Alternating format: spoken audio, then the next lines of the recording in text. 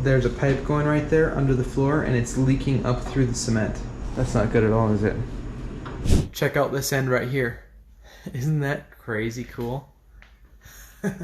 Today I'm going to take you through the in-depth process of how to install not one boiler, but two boilers. That one over there is a combi unit. This one right here is a solo unit. The combi unit is able to do hot water, domestic hot water as well. It's going to be a really long format video, so definitely grab a cup of coffee or find a good time to be able to watch this. And especially if you're interested in installing a boiler or just learning how an installation is done, this is the video for you. We've put a massive amount of work into this. This is 20 hours of footage condensed down into whatever the length of the video is now. I will do my best to put chapters at the bottom to kind of take you through the different areas and things that we're going to work through. Ole's even going to tighten those fittings right there later in the video. Ole, are you excited to watch it when it's all done? Even if it's 3 hours long? Yeah, as long as I get to stay up later. Sounds good.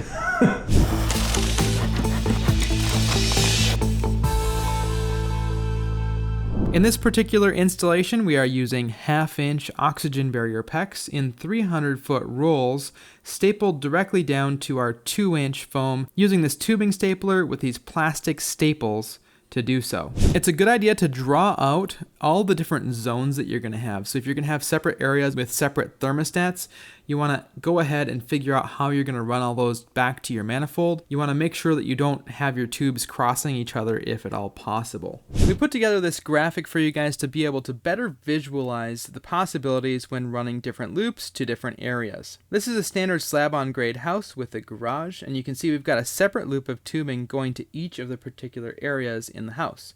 So the bathroom, the bedroom, the kitchen, the living room, the studio, and the utility room all have a single loop of tubing, whereas the garage in this illustration has 2 loops. All these different areas are labeled as different zones, and that's basically what we would call micro zoning, and it's definitely something that you can do if you want to, but I'm going to try to talk you out of it for a couple different reasons. In order to have micro zones work properly, you have to have a couple of additional things that you normally wouldn't have to, in that you will need a variable speed ECM pump and a manifold that is electronically controlled with a solenoid valve on each one of the individual loops. One of the negatives with doing it this way is that it's likely that your equipment is going to short cycle if you only have one microzone calling. So if just the bathroom were calling for heat, it's possible that it'll cause your boiler to short cycle. So it just is more wear and tear on the equipment. The other thing is just the added complexity. The more electronic controls you have, the more likely it is that you're going to have issues with it down the road. And the benefit that it brings is not that crazy unless you have a need to have a particular area much cooler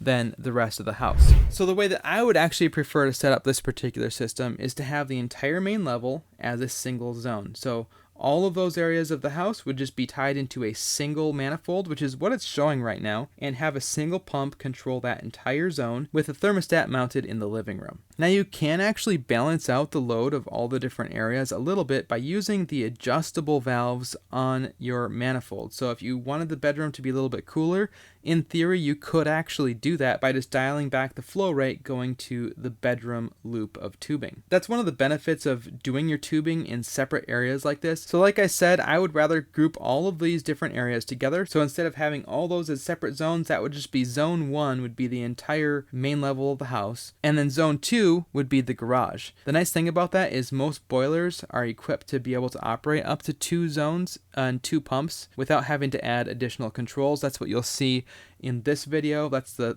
setup that we are using. Now, since some of these areas are larger than others, the length of PEX tubing going to those areas is going to be different. And that's another one of the downsides of setting it up for micro zoning like this. Basically, the bathroom loop is going to be much shorter than the living room loop. And by doing it that way, you're going to have to spend some time balancing the amount of flow going to those different areas, because the shorter loops are also going to have a lower heat load, and so you'll have to spend some time figuring that out. That's why you want to avoid having shorter and longer loops as much as possible. And lastly, I want to talk about the running of the tubes through the floor back to the boiler. You can see in the garage, we actually did not run all of our tubes through the floor back to the boiler. We just went ahead and mounted our manifold right there next to the wall of the garage. By doing it this way, it makes it a little bit more efficient in the use of tubing, especially if you have an area that's like really far away. You would end up using up most of your loop just trying to get back and forth to that particular area. So with this method, you just run a larger pipe, like a 1-inch line, to wherever your manifold is going to be, as well as a return coming back from it, and then you just mount that manifold right next to the area that you are actually heating with that particular manifold. In the concrete for this particular job, we ended up with a total of 3 different zones that we are controlling separately that we had to keep track of when we brought our tubing up through the floor. Now we'll briefly mention that there are other PEX sizes that you can choose from, like 5/8 and 3/4, which allow you to run longer loops. 5/8 you can go 400 feet, 3/4 you can go 500 feet.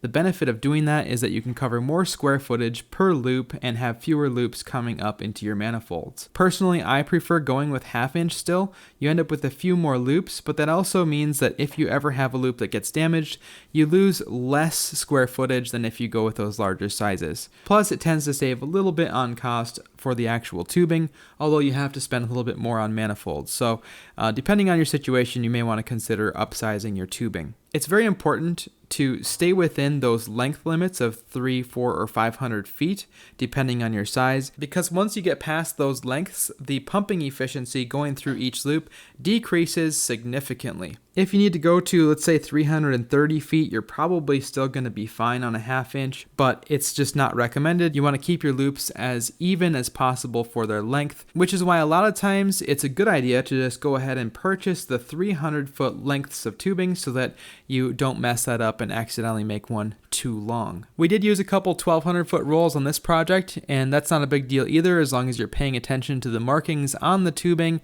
that tells you how many feet you have used. A tubing unroller is another very essential thing.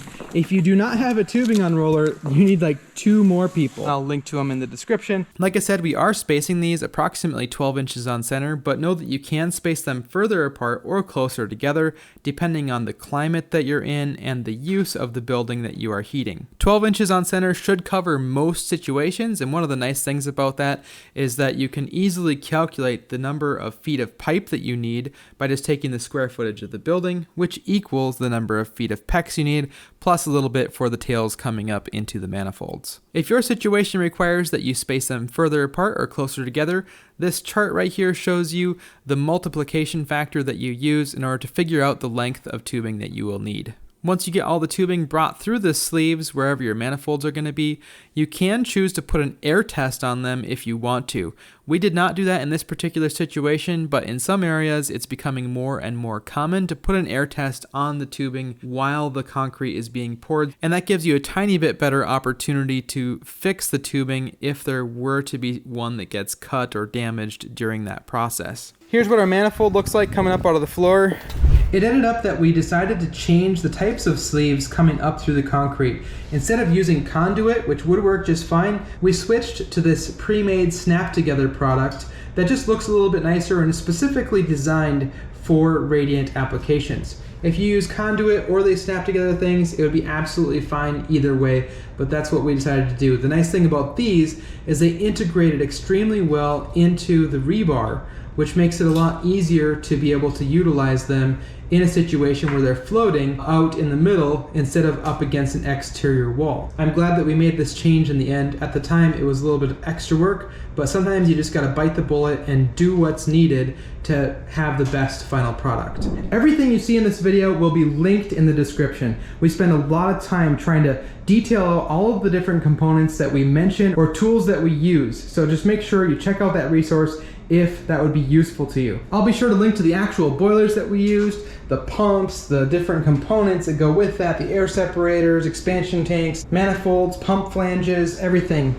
that's included here will be included in the description to the best of our ability. Definitely feel free to comment with any critiques or any recommendations that you have, because my goal with the comment section is that it is a wealth of knowledge for other people so that you can learn from others' experiences. So if you have tons of experience in this, Comment down below and share it. Would love to hear any thoughts that you might have. Up next, we're going to talk about staple up radiant. As many of you may have seen, we already did a full installation video of the staple up radiant, but a quick summary is that you're basically taking these aluminum heat plates, snapping them over the top of the 1/2-inch PEX tubing, and then stapling them to the underside of the subfloor. Since most joists are spaced 16 inches on center, we will be spacing these 8 inches on center with one tube going down and one coming back. It's important that you keep the spacing to a minimum with staple up radiant, so 8 inches on center is great. Anything more than that is not so great because you start to run into not having a very even temperature coming up through the final flooring material. Another quick note about this type of heat is that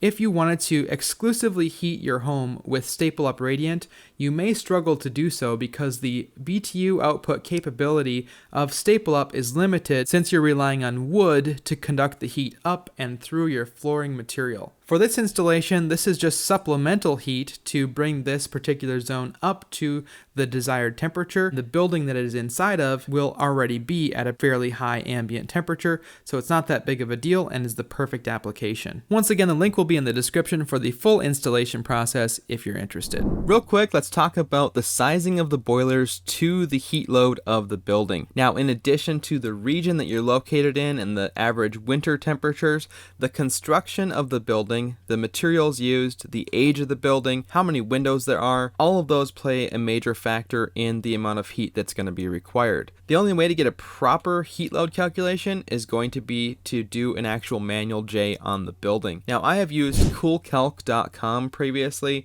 and that will allow you to go through and input the dimensions and location and all the things that go into the particular building that you are going to be heating. So definitely check that out. It's been useful for me in the past, but there are other options out there as well. Now, I'll also mention that there are some rules of thumb that you can use to get started, but use it as a starting point and not as the be-all end-all. And for our area, I've heard anywhere from 25 to 30 BTUs per square foot as far as a good starting point for the size of the boilers. So in our case, we have 7,040 square foot building multiplied by that 30 BTUs per square foot, which equals 211,200 BTUs. This is then divided by 2 for the 2 boilers, which is a little over 105,000 BTUs each, and then rounded up to the next available size of the boilers, which in this case was 120,000 BTU boilers. So these 2 units that we're going to be installing today are 120,000 BTUs of heating each. The cool thing about these condensing gas boilers is that they actually are able to vary their output significantly,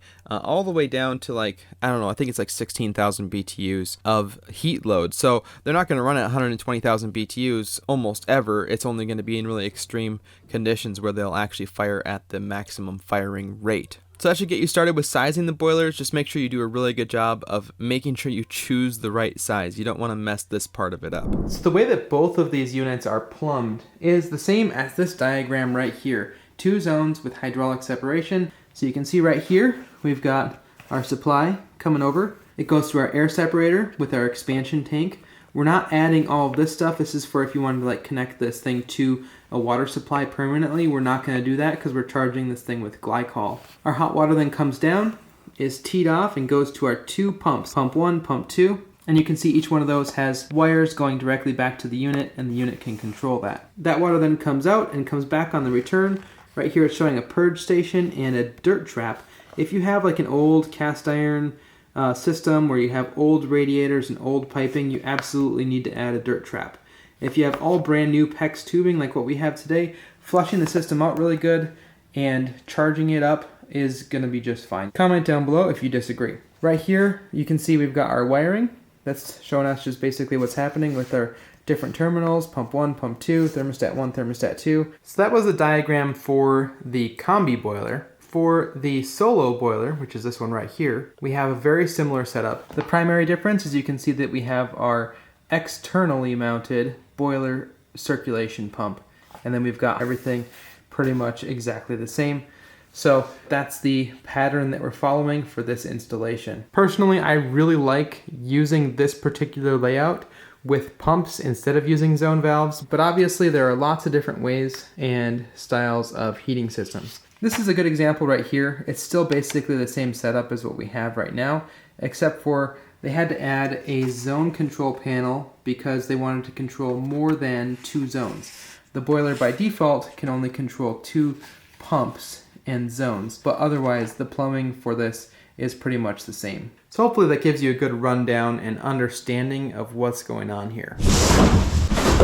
This boiler over here is going to cover one half of the building, and this one does the other half. Now we've chosen to not combine them into one, but that is something that you can do. Basically, you can make 2 boilers work in combination, but you have to add a low loss header and a TechMar and some things that increase the cost and complexity of the installation. The upside though is that if you have one of these boilers go down, you can use the other one to carry the entire system during that outage. For the sake of simplicity, we've decided to just keep them as 2 separate systems, and the heating of one half will actually help heat the other half too, because these are heating a large shop area. One of the crucial components, in my opinion, is this primary-secondary heating kit. This is just a bunch of pre-plumbing basically. You could manually do all this stuff, but this is all ready to go. It's best to just go ahead and purchase one of these for whatever model boiler you're using. This one right here doesn't have any spots for a pump because this unit over here has an integrated pump, whereas this unit over here does not. So the primary secondary heating kit looks a little bit different. On this one, we've got a set of pump flanges right here. They also come with integrated connections for charging the system and flushing the system right here and here, as well as pressure temperature ports and relief valve ports. So these things are definitely worth the investment. So those will be linked down below as well. Depending on the model that you get, for this Rinnai unit, you can get a valve kit that goes underneath the unit that is for the domestic hot water and has included ports so that you can properly do maintenance and flush that out. But what we're gonna do is we're gonna mount these up as high as we can while still leaving plenty of room for our venting up above them. And what that's gonna do is give us a lot of space on the wall to lay out all of our piping. Each one of these boilers is gonna have 2 separate zones that it is controlling. So we'll have 2 pumps for the 2 different zones and 2 thermostats corresponding to those pumps and zones. There are quite a few things that need to go underneath the boiler, so cramming it all in too small of a space is really inconvenient because you've got your condensate drains, your gas line, your electrical, your supply and return for the primary piping, all the piping for your secondary piping to each one of the zones as well as the pumps, and you have to make sure that you have room for your manifolds as well. So let's go ahead and get these things mounted on the wall, level it and get everything set, and then we'll hang the boiler. Never let go until you visually inspect that it's actually properly hanging on the bracket. Looks good. See, that's on the edge, kinda.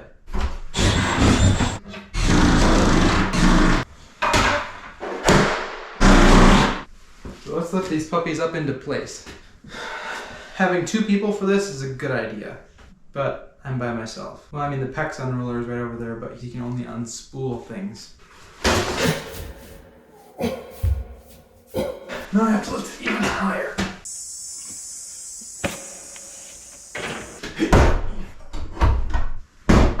This is the Milwaukee M12 Surge.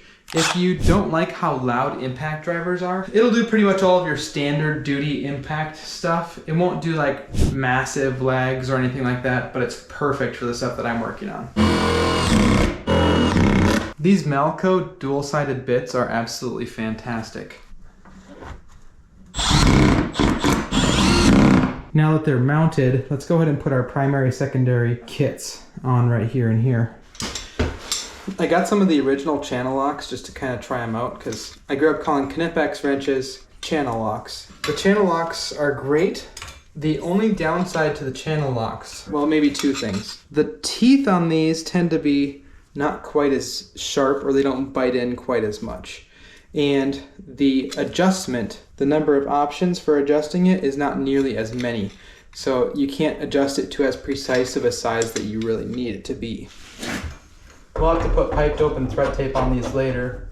That was another bad thing that just happened. It just slipped open.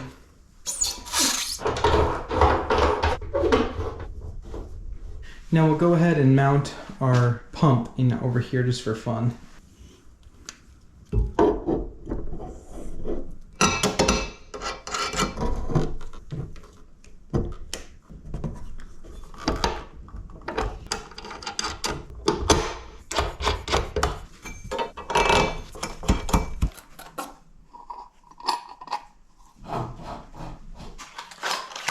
Relief valve.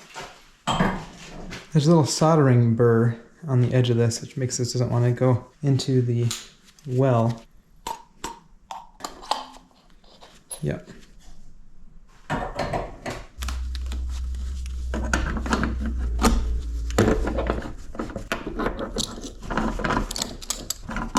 Right now we've got reducers going on these. So these are 1.25 inches coming off of this bottom here for our secondary circuit that goes to our actual heating loops. So we're going to reduce that to 1 inch because 1 inch is adequate for this situation. These are going to be separately piped systems. Or if they were together, we might consider keeping that 1.25 inches. Most manifolds allow you to configure it such that you can have the supply or return coming in on the left or the right hand side.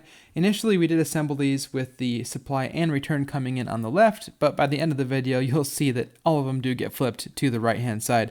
But it's all a part of the process of figuring out the best layout. Now there are a lot of different manifolds out there that you can purchase. I will link to the ones that I'm using today in the description if you want to purchase the exact same ones. You can get anything from like 3 loops up to like 14 loops or something like that. So depending on your situation, you can kind of choose which size you need. In this case, we have a 10 loop zone right here.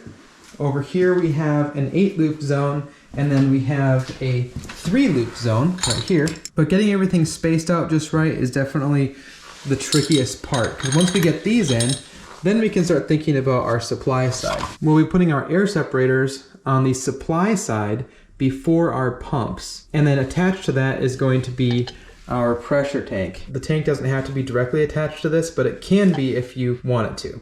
Now you can install these like this, like this, like this. You just can't install them up like this or down like this. The motor and pump assembly will fail prematurely. You want to keep this shaft and the motor horizontal. We're going to start bringing all of our pipes up into our manifolds. You can see that these are spaced such that our return pipes are here in the front, and then our supply pipes will be coming down right behind there. And we can just pull a couple screws and pull this return manifold off so that we can get our supply pipes to the back. So this is a loop right here, right? It doesn't really matter which one is the supply and which one is the return, unless you had like some strategic planning. Like if you had one of the two that hugs the outside perimeter or it goes around like right past the door, you could theoretically keep that as a supply because it's a higher heat load right there. But for the most part with in-floor heating, it's not going to be that big of a deal. The slab tends to average out the temperature really, really nicely. So I usually just install the pipes into the manifold the way that it makes the most sense, which is to have this back one right here be the supply because it's going to go behind our return manifold and up into the supply right there.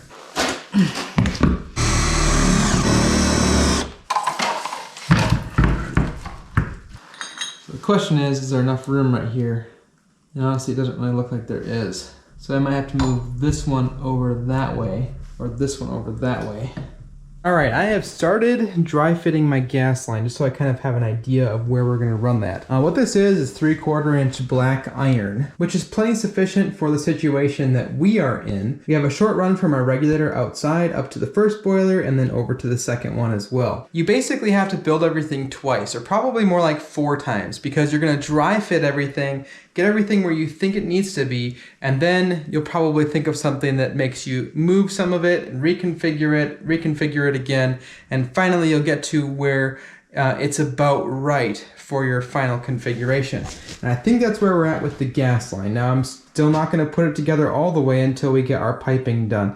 The rest of our piping will happen first, but it's nice to know where I think I'm going to run these. That way if it's continuing to make sense, we will avoid running other pipes where these gas lines are going to be. Over here where the gas line first comes into the building, we have a gas valve followed by a union, and that's going to allow the disassembly of this section here should any service work need to be done to that. Coming up to here, we have put a T in the line with the plug, and that's just going to allow for any future connections to other appliances or things that may be added down the road. So if you add that, it makes it a lot easier. You don't have to take stuff apart again.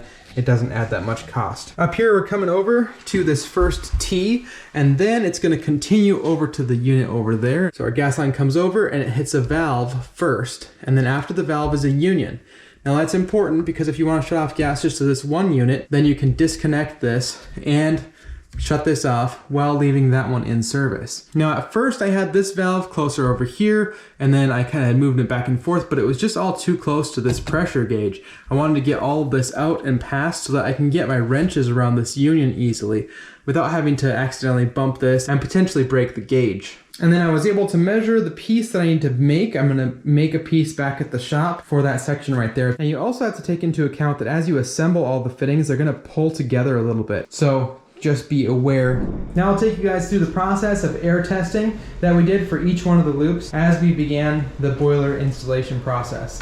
This was just an extra step we chose to take just to verify that the loops were all intact. Basically, we start with a pressure testing gauge kit. It's already got the gauge assembled into this fitting. It's got 3/4 inch female threads on one end and a standard Schrader valve. And then we use a 3/4 inch PEX adapter, and we gooped it up really good with pipe dope. And then of course our short chunk of 3/4 inch PEX, a couple of PEX crimp rings, and crimped that in place. So as far as assembly for a test rig, you're really not gonna get anything much simpler than that.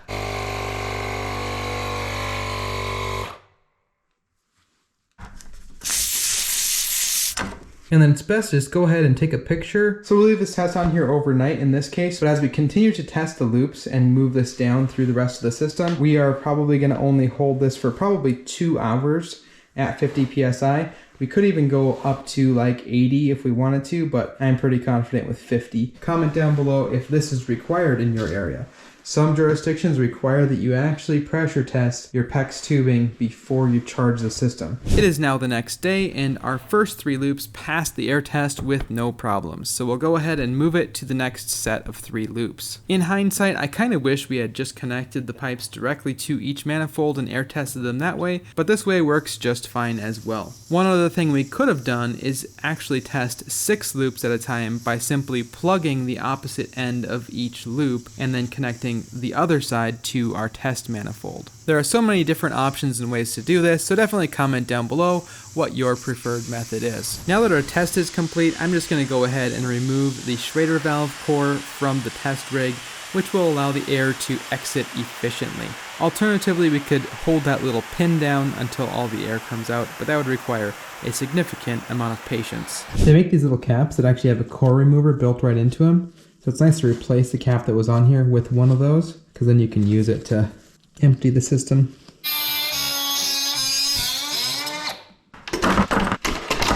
Alright, so that first batch is done.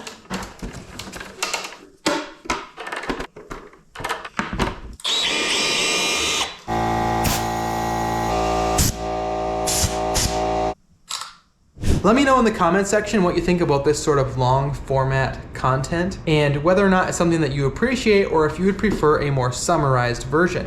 Our goal in this video is to show you as many of the steps as possible that go into making a project like this work, and that includes all the different manifolds and fittings and pieces that we're going to be assembling. So we're going to leave as much of it in as we can while still moving through it quickly enough to be interesting but also useful. So again, comment down below, let me know what you think. Let's get back to assembling this system. Up next, we're going to work on the venting. We're going to be using 2-inch PVC for that. Just know that there are other options. You can get a concentric venting kit. I'll try to link to it in the description, but 2-inch PVC is usually going to be the easiest way to go. So we'll bring that first one up and pretty much straight out, and then the second one right here we'll bring up, over, and then 45 it so that it's coming 12 inches over from the other one. Then the intakes, pretty much the same story, except that those are just going to be level coming back. We're not going to pitch those back to the units. We're not supposed to pitch them back to the unit, in fact. Let's get her done.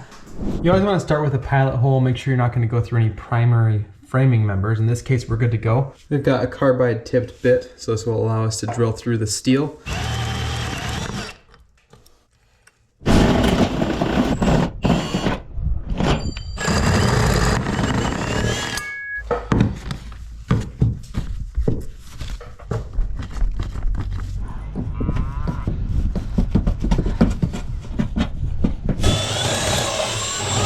Alright, we got this template, so it should make it a lot easier to mark the holes instead of measuring them all separately.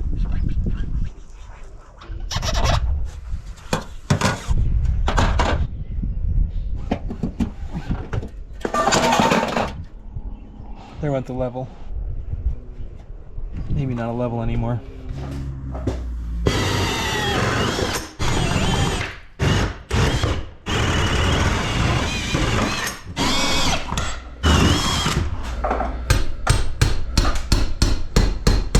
the reason I made those dents in the steel from the inside is just to double check my measurements, and every one of these is within about a 1/4 inch.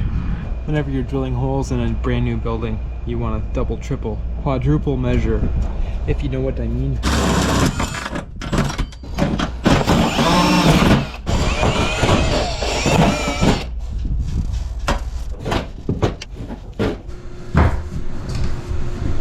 Now that our holes have been drilled to the outside, we can complete the process of running the exhaust and intake back to each boiler. The main thing to keep in mind is that the exhaust needs to be pitched back to the boiler 1/4 inch per foot, whereas the intake can just be level going to the outside.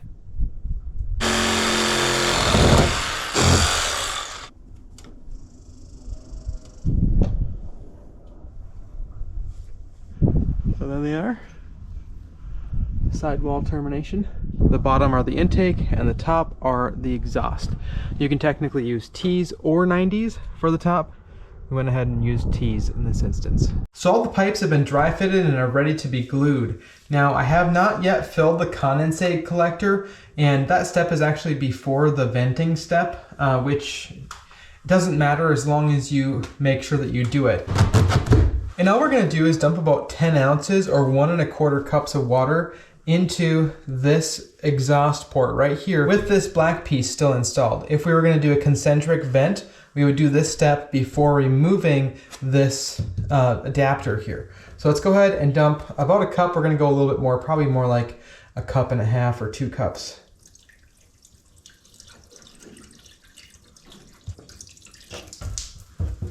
And water is running out the bottom of the unit just like I expected it to. So that one's good to go. Now we're going to do the same thing right here. You need to pay attention to how far you are running your vent pipe. For what we're doing with twin pipe, our maximum equivalent vent length for 2-inch PVC is going to be 65 feet. And then we need to take into account that a 45-degree elbow is equivalent to 3 feet of pipe, and a 90 is equivalent to 6 feet. Long sweep and regular 90s are permitted, however close turn 90s are not permitted. Since we have a very short distance that we're going right here, it was not that big of a deal at all. We don't really have to worry about hitting those limitations. However, if it looks like you're not going to have quite enough for the 65 feet for the 2-inch PVC, you can always move up to 3-inch, and you can see with that we can go much further, 150 feet. So depending on your situation, you may need to consider upsizing. Now whenever you're running 2-inch PVC, you're going to want to make sure that you support it at least once every 4 feet. So you can see right there we've got a strap at the 4-foot mark coming in here. If it were plumbing, it would be actually a little bit more. It'd be like every 32 inches if I remember correctly. One thing to pay attention to is which side the letters are on. It just looks much more professional if you can't see the lettering. Now for exhaust and intake venting, you do not need to prime the pipe, but you still need to make sure that you glue it really well. The nice thing about this is that no matter what we do with our exhaust and intake venting, it's still possible to take it apart because these fittings here on the top just have rubber gaskets in them, so we can pull it apart if we need to. I have this one sloping back 1/4 inch per foot or close to it, but if needed I can always pull this out and trim it off a little bit if I needed additional slope. Kind of like being an electrician. Electricians don't have to use primer either, those lucky dogs. It seems like when you don't use primer, the pipe stays together a little bit nicer. When you use glue and primer, it seems like it wants to push back apart. I don't know, it's just anecdotal or what. Okay, this one's done. Obviously this one was really straightforward. We can go ahead and throw our screws in. We've got 2 stainless steel screws that are included.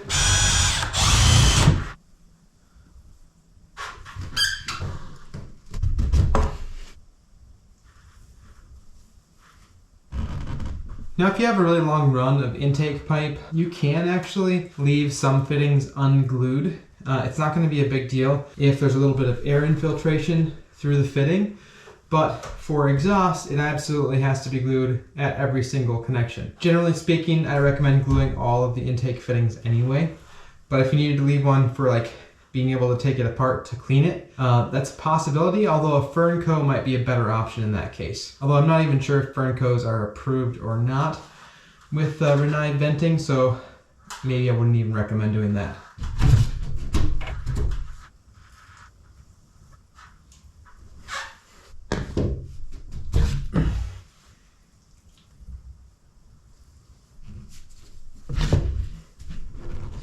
Alright, that's looking good. Now we're just going to step back outside quick and make sure that all of our fittings are straight. I had stuck them on there earlier knowing I'd have to come out and straighten them later. Generally, I do not recommend gluing these outside fittings on because if you need to take them off to clean, it's nice to be able to remove them. And then we'll come back with some sealant to put around these penetrations. I'm not sure if I said it earlier, but what we're shooting for out here is 12 inches out to here approximately, and 4 inches out to here. I've got a little bit further on this intake, but I could trim these back a little bit if I wanted to. So again, 12 inches, 4 inches. I think it looks pretty good. It's very front and center on the building here. Isn't that the best work truck ever? The Honda Fit. Instead of driving the F-250, sometimes I drive it.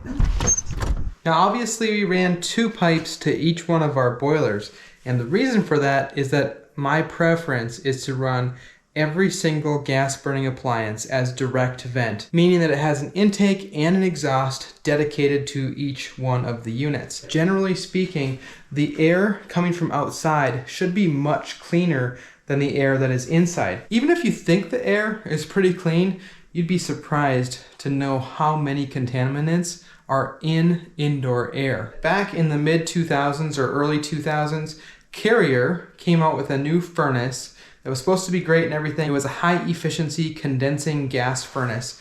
And there was the option of doing direct or indirect vent, burning either inside air or outside air. And a lot of the installations that we did were just using indoor air for combustion. Now, a few years down the road, only like 3 to 5 years down the road, we started to have people that had bad secondary heat exchangers on these furnaces. Now, it wasn't our fault. It was actually a class action lawsuit or something, and Carrier ended up replacing almost all of the secondary heat exchangers that were for these affected units. But the interesting thing is the units that we ran 2 pipes to lasted on average twice as long. So on propane, we tended to see worse effects on the secondary heat exchanger. We'd see anywhere from like 3 to 5 years. If it was a single pipe, if it was a 2 pipe, it'd be more like 6 to 7 or 8 years before there was an issue with the secondary heat exchanger. And on natural gas, it was even more dramatic. Those would make it at least like 5 to 7 years on average with a single pipe, and maybe up to 14 years on 2 pipes. So the effect of the quality of the air on combustion and gas burning appliances like this is really, really significant. So run 2 pipes or run a concentric vent. Don't burn inside air unless you really have no other option. Another thing I just wanted to point out quick is that our calculation on how high to hang these units was absolutely perfect. We're almost done testing over here. We're going to move on to the next section over there. That's one tip I'd have for you is whenever you fill up for a pressure test, always go just a tiny bit past whatever the required amount is, because then it's easier to tell if it's moved. Sometimes if you put the needle right exactly on the number, it's hard to tell if it's moved. So we'll leave her there, and I think this one's gonna test overnight. All right, great news. Our second to last air test has passed. The way this manifold is built, these are unions up here, which makes it really handy for taking it off if we need to. For now, all we're doing is taking it down, and we're gonna attach our 2 main connecting points here with these unions. We're gonna use some pipe dope and thread tape. I'll link in the description to the stuff that I use. But basically this is PTFE thread sealant.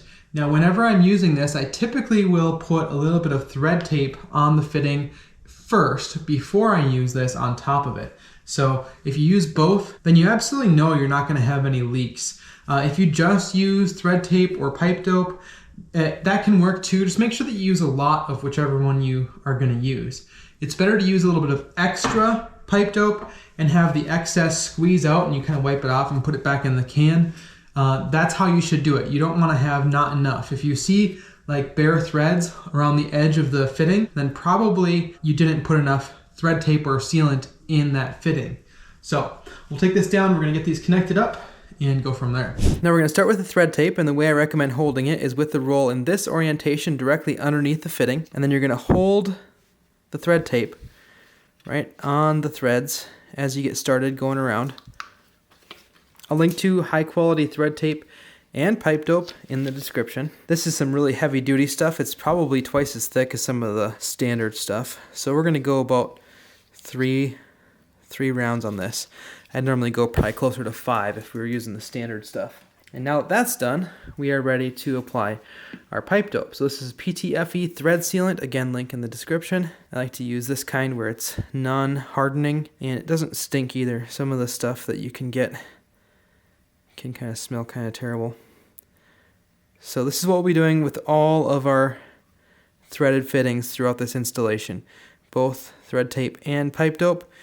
And this is especially important on any water connections that are like standard water line pressure. Using both is going to be fantastic. Since boilers only operate around 20 psi, using both might be considered overkill, but better to be safe than sorry.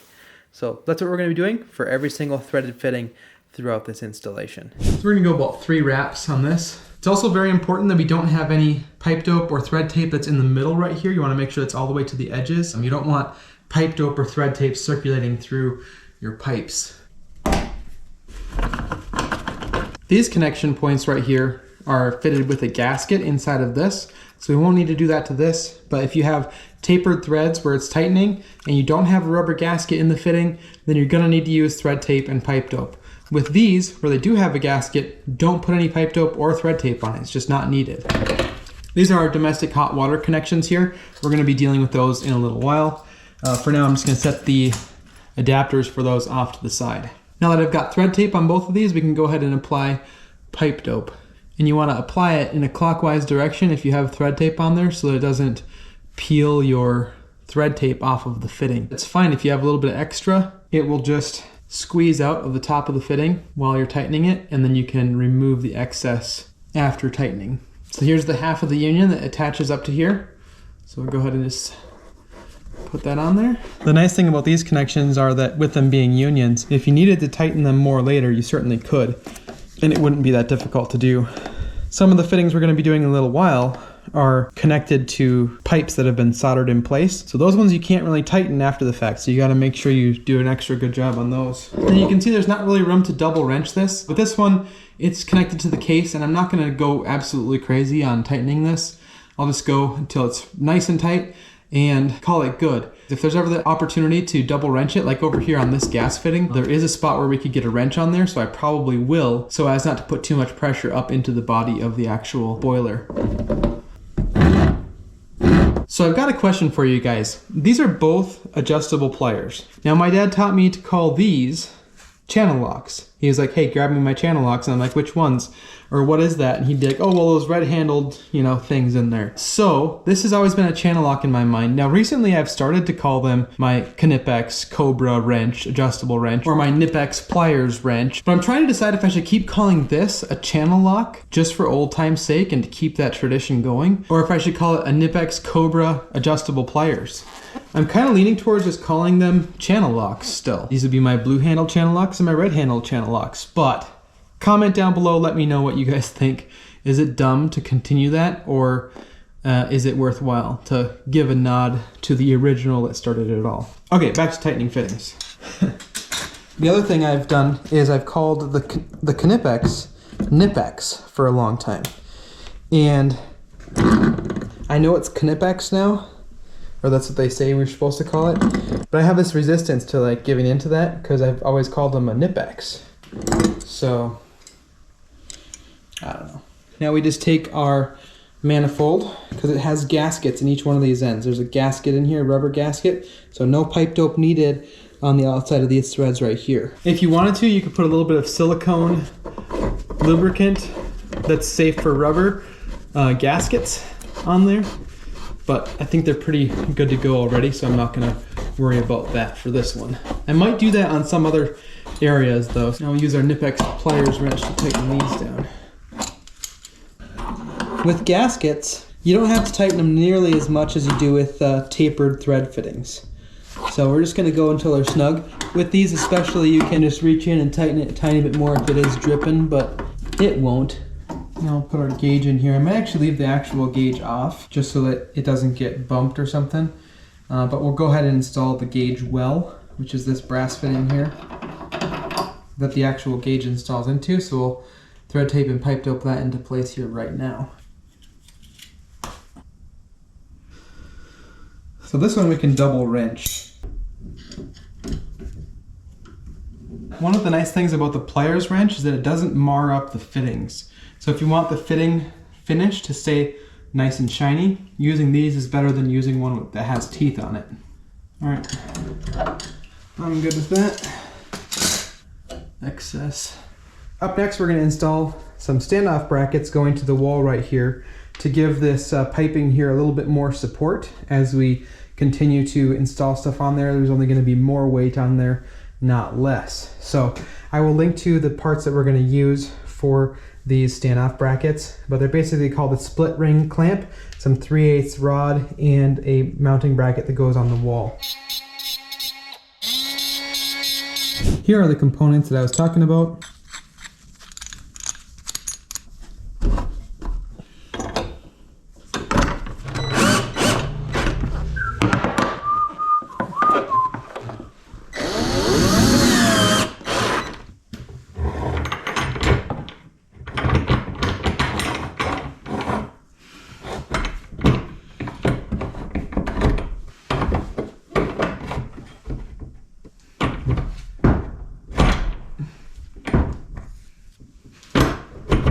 All right, so it's starting to come together here with our dry fitting.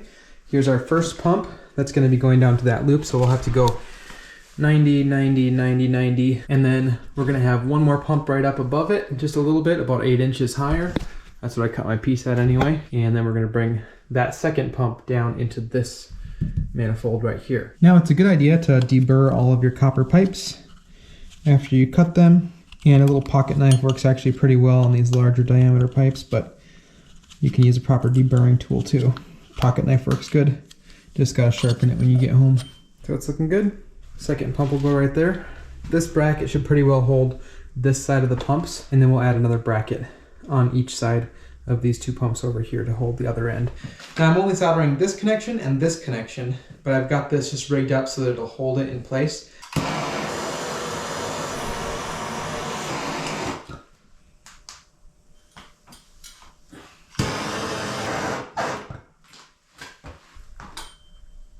Alright, so things you'll need for successful soldering. Brushes to clean the inside of the pipes. You can use sandcloth for that, but brushes are great and they're not very expensive. Links to everything will be in the description. Sandcloth for cleaning the outside of your pipes. Again, link below. And then your solder. Now the solder we're using today is 50-50 solder, meaning it's 50% tin and 50% lead. Now if you're working on potable water systems, meaning drinking water, then you can't use this. This is just going to be on a boiler system, so we can use 50-50. But this right here is our 95-5. 95% tin, 5% antimony or something. But this stuff is certified for use with potable water. So I'll link to both down below. They work pretty much the same. Now it's a good idea to cover the surface that you're going to be soldering on. We're just using a piece of cardboard. Something less flammable would be more optimal. And then right down there we have just a piece of cardboard that's going to catch any drips from our flux, because we don't want to get it all over the floor because it kind of sticks to the floor, especially the flux. Now by far the most important part of the process is preparation and cleaning. Now I need to point this out. These fittings are pre-soldered fittings, meaning that they have some solder inside of them already. Now I wouldn't seek these out or purchase these unless you just happen to have them, which is my case. These work exactly the same as regular fittings, and I solder them in the exact same way as regular fittings. I would not want to rely on the pre-soldered feature, but it probably doesn't hurt anything either. Just gives you a false sense of security if you think that you can just heat this up and have a quality connection, because you probably won't. So this is a Street 90. The people at the department store decided that that was the best place to put the sticker, which is super annoying, because now we have to clean that off. It takes quite a while to get that sticker off.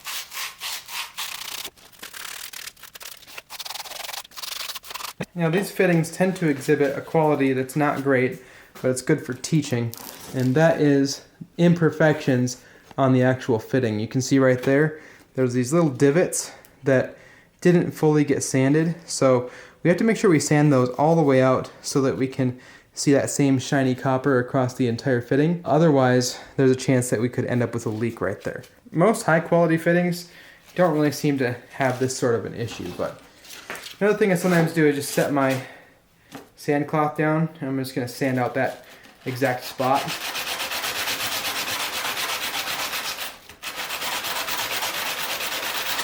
There you can see we've pretty much eliminated that imperfection on the bottom there. Now we'll clean the inside of this fitting using our 1-inch wire brush. Since we're working with 1-inch copper, just choose the size that you're going to be working with. You can get a whole set of them though for pretty reasonable. And I also like to take my sand cloth and clean this face just a little bit right here. Rotate the fitting on it. Make sure everything's looking nice and clean, so that one's good to go. Now we'll do our 1-inch male adapter. Another good thing to pay attention to, you do not want to solder this connection after it's connected via the threads, because that can damage the sealant or pipe dope or whatever that is used to connect this to the rest of the system. Alright, so those two are done. Now we just got to do the end of our pipe, and this is really straightforward. We'll just take our sand cloth, make sure that this is deburred. Actually, it's not deburred, so we're going to deburr the inside of this. If you don't deburr your copper, it can actually cause like little currents in the water as the water flows through. Turbulence probably is a better word, and can actually damage the pipe potentially. I'm not fully convinced of that, but I've heard people say that if you don't deburr your pipe, you can get like pinholes. However, with this, it's really unlikely because we're using a really high quality copper. We're using the thicker, heavier duty stuff. In my opinion, it's worth the extra money. Okay, now that it's been deburred, we'll just go ahead and sand the outside of this. Nice and clean. Alright, this is the next critical component. You need to have flux. So I'll link to this down below. Flux is what is referred to as a wetting agent. It allows the solder to be drawn into the fitting. Oh look, there's a few more actually little bits that I want to sand. This is another good teaching moment. Never flux your fitting until you're absolutely sure you're ready, because flux kind of goes everywhere. Alright, so we'll flux it here again. And put that into our male adapter. And now we'll flux this end of this pipe. Another interesting thing about these pre-soldered fittings, another reason why they're kind of super annoying and terrible, is that if you want to solder just one side right here, it's almost impossible to solder this without heating up this past the melting point. So then you end up with all the solder running out of this end of the fitting. Now there's a couple key things when you're heating your fitting up. The first one is don't get it too hot. You want to get it just hot enough to where the solder is pulling in nicely to the whole fitting, but no hotter. You don't want to just keep cooking it while you're trying to solder it. It just doesn't help at all once you're past that melting point. And the second thing is when you direct the heat at this fitting, you do not want to heat it right here. You actually want to heat it back a little bit further, like about right here. And then before you apply the solder, I like to preheat the opposite side. So we're going to start by heating this side over here, and then I'm going to heat this side, and then we're going to apply the solder from this side over here, and it's going to suck it into the entire fitting without having to move around very much at all. And then lastly, you just got to know when to stop. You do not want to just keep applying solder, because it will run into the pipe and it can get stuck like in the bottom right here. If I put too much solder up here, it will run through and get stuck on the edges of the inside of this male adapter. And that's really bad if you're using a female adapter, because then it gets stuck in the actual threads. So just keep those things in mind, and let's go ahead and solder this up. Obviously your torch is an extremely crucial component of this process. I will link to the one I recommend below. This one is really fantastic, does exactly what we need it to do. So I'm going to preheat it over on this side. Sometimes I'll sweep it up the pipe just a little bit.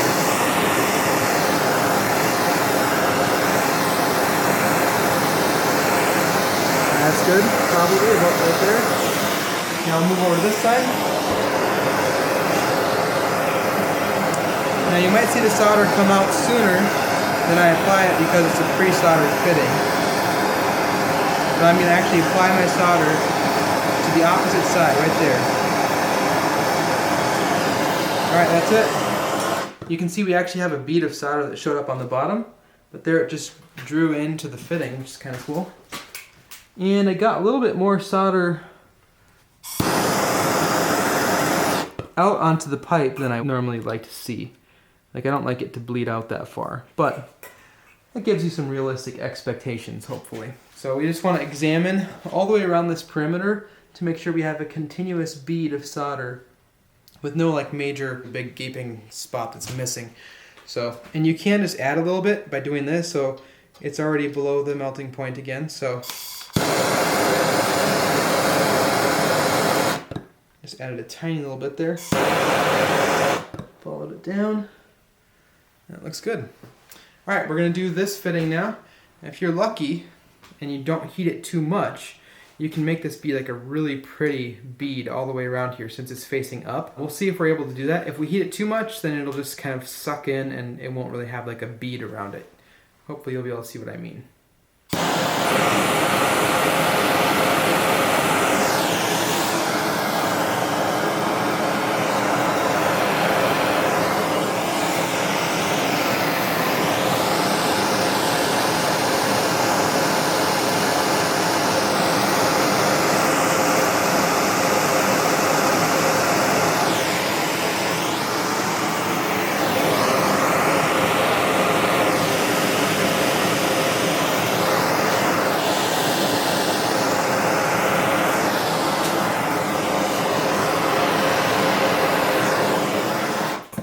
Alright, we're calling her quits right there. I think we did heat it enough to where the solder might have ran through.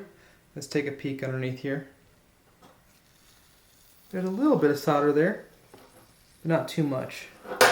If you have a little bit of solder, as long as you're wearing gloves, you can usually just wipe the excess off with your glove. Alright, we'll let that rest. Here's a good example of what I wish everyone would look like, with that nice bead of solder all the way around, totally even. That's really pretty. Now you might be asking yourself, why is this guy not using ProPress? That is kind of a good question in a lot of ways. ProPress, for those of you who don't know, is a system where you basically take copper fittings and copper pipe and you press the copper fittings together instead of having to solder them. This is something that's becoming more and more common as time goes on, and there's getting to be fewer and fewer people who are actually willing to take the time to solder their fittings. The benefits of ProPress are that you can press fittings together even if there's a little bit of water still in the pipe. That can be a major battle if you're trying to solder pipes where there's a little bit of water dripping through them. Another one of the major benefits is that if you don't really have the skill set to solder, you can use ProPress and make a job look pretty fantastic.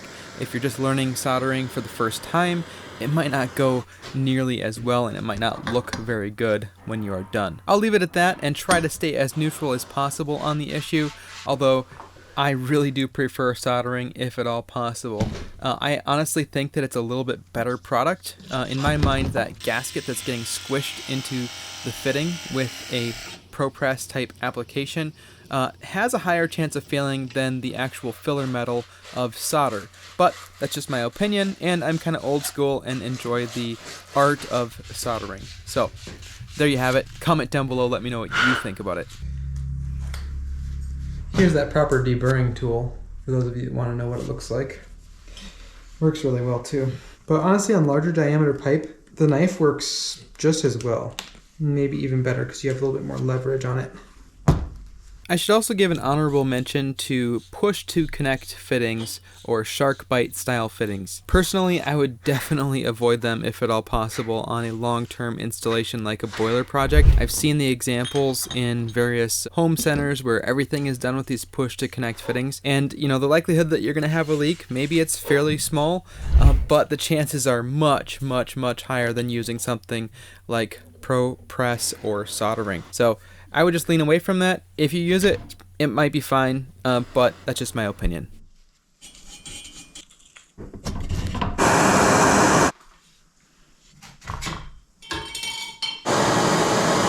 here's the assembly we just built. So we should be able to just put this right up on here.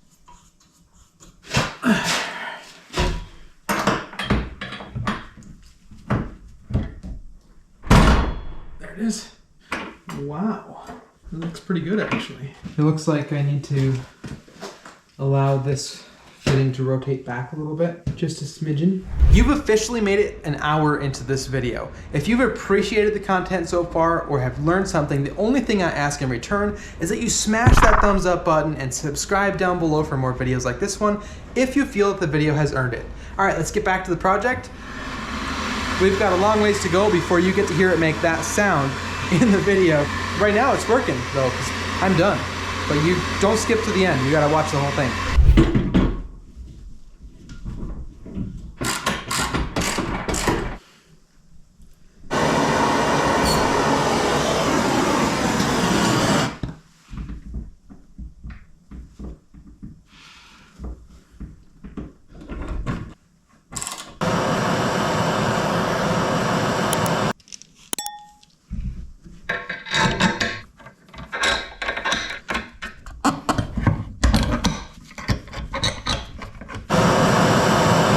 This is what we got done. So we've got most of our supply piping done. You can see right here, it says CH out.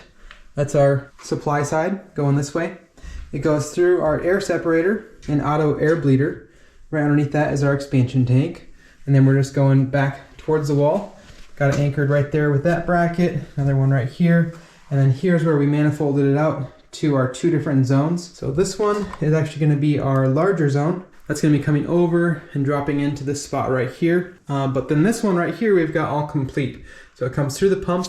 Now you have to make sure that you are pumping the right direction. On the backs of these, it does have an arrow indicating direction of flow. And I'm really happy the way this is turning out, because sometimes you end up with having to put the pump in a different orientation, but I like it when it ends up like this, where you're able to see the speed and everything. This one's going to be ran on high, or speed 3. This one down here is probably going to be on low, because this one's only feeding 3 loops over here, and then this one's feeding like 8 loops.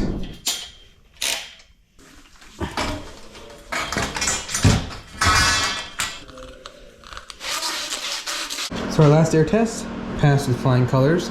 So we'll pull the valve core out, disconnect these, and then we're going to pull all the lines into the manifolds. That is so incredibly loud, it's not even funny.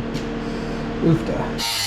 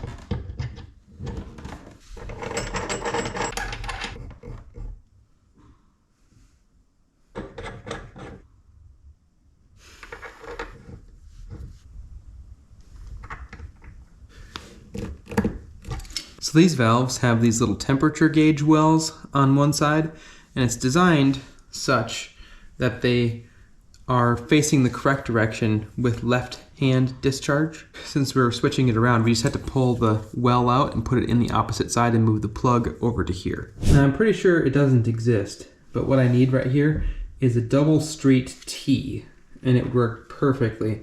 And then we could pipe our returns together right here, bring them straight up into our return line, but I don't think I'm going to be able to find that fitting. So what we're going to have to do instead is put our return back on this side and then pipe it back over, then tee it together, then bring it up and in.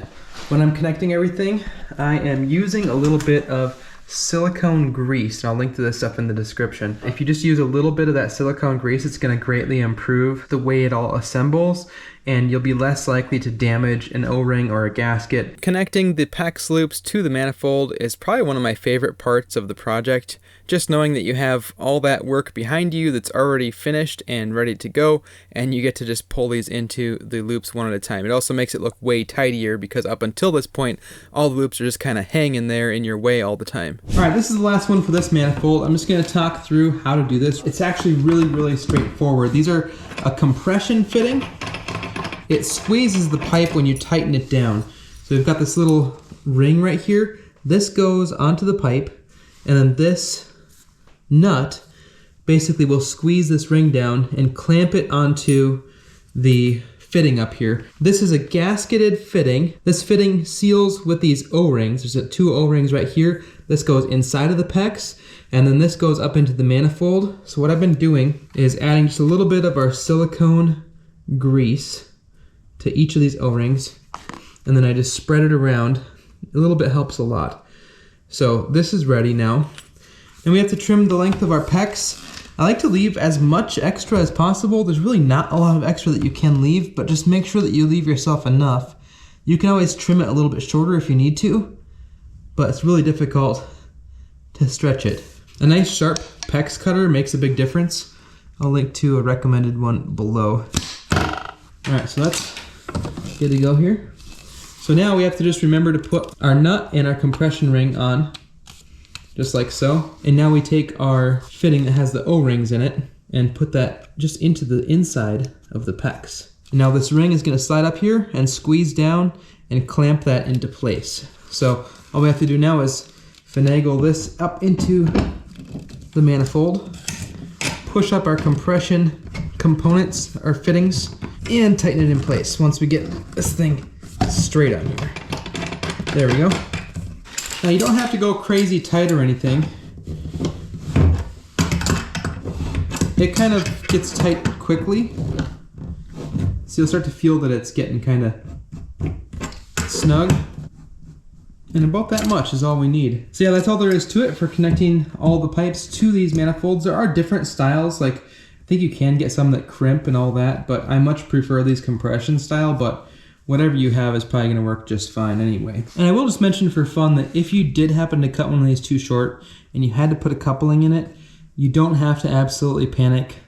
It's not that big of a deal. So you can extend these if you really need to. Now, of course, you want to avoid it if at all possible, but if you don't have the choice, don't sweat it too much.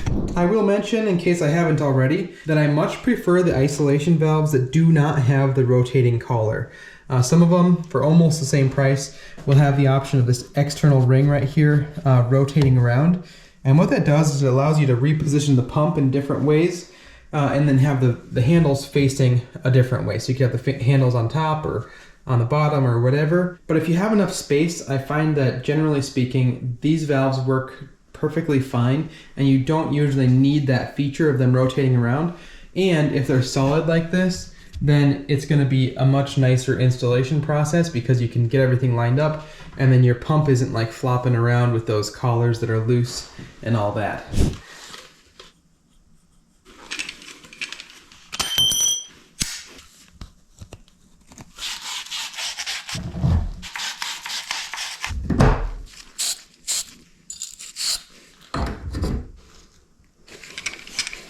One cool thing about this yellow jacket is that it has a built-in deburring tool hidden in the tool itself, which is kind of handy.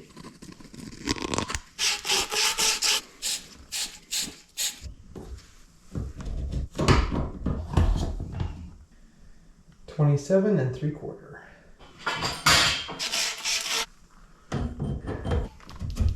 What we're going to do now is solder these Street 90 into our male adapters along with this short piece right here. Those are ready to be soldered. Then we can thread tape and pipe dope and assemble those into place. We want to avoid having to solder fittings like up here. It's very possible. It's honestly not hard to make them seal. It's just hard to make them look super nice. So we'll take this apart now. I think I am going to go ahead and cut my piece right here at 6 1/4 because that's going to give us enough by the time these get tightened in place.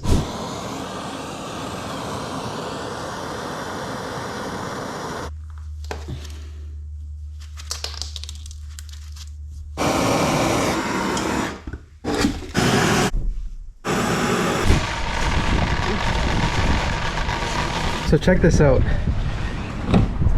This is a 10-foot stick of copper and PVC, and we're driving the Honda Fit. Look at it, all fits in the car but the last 12 inches. So we're gonna have to cut a little bit off, and I was planning to do that, but I thought I was gonna have to cut off way more pipe than we have to cut off. That's incredible.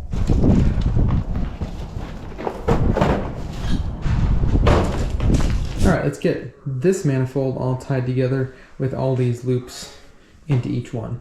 It's a good idea to go ahead and blow through the line so that you make sure that you have a supply and return for each loop.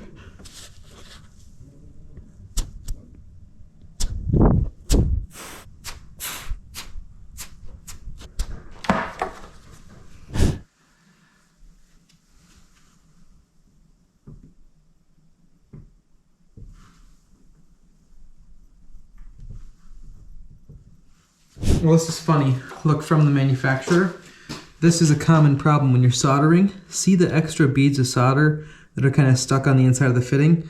That's what happens when you solder a fitting, get a little bit too much solder in it, it'll actually run down and kind of like get stuck on the edges of the fitting like that. I guess they decided it was fine as long as it's not going to come loose. I don't think it's going to hurt anything.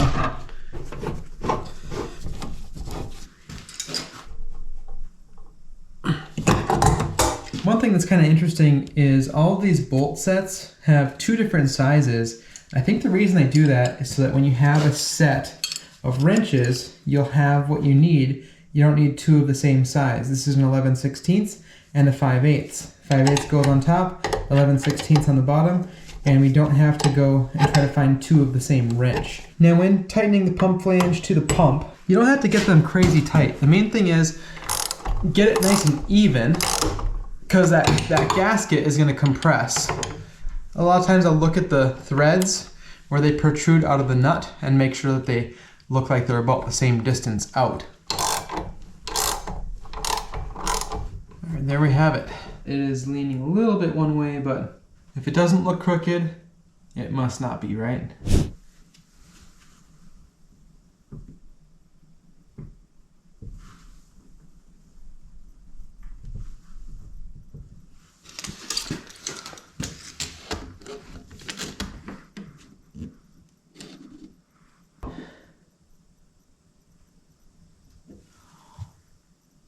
So we are going to solder this one, this one, this one, this one, and this one, and we've got it kind of tied up here so that it's not going to move while we're brazing it, hopefully.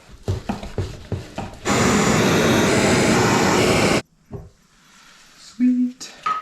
We're going to solder these pieces of pipe to these valves. Whenever possible, when you're doing connections to like primary components, I'd like to do them in this orientation if possible, because you can get a really nice bead of solder around there. And it's just a little bit easier to see what's going on because you got to concentrate your heat a little bit more when you have an item that has more thermal mass. The valves are in the open position, which is important. You always solder valves when they are in the open position.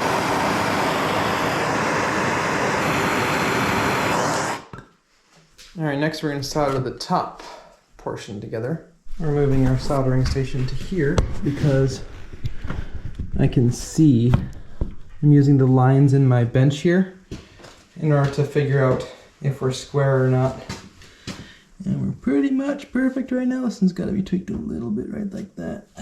So I'm just going to solder these three. I'm not going to solder these ones yet because I'm going to turn it before doing those. So all I did there is basically tack everything in place. Now I'm going to turn it on its side so that I can finish soldering it in a position that will make it look the best. You guys want to solder with the side that's facing out, up. So now I'm going to finish soldering all these.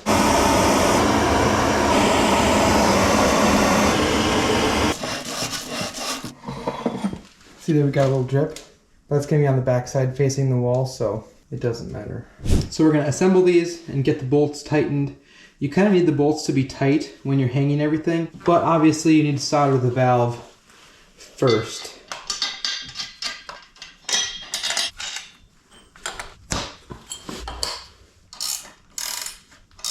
All right, now we're just going to stick this through our brackets over here.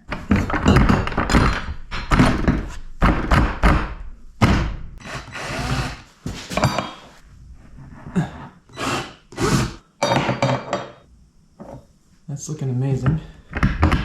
Flux this last fitting here.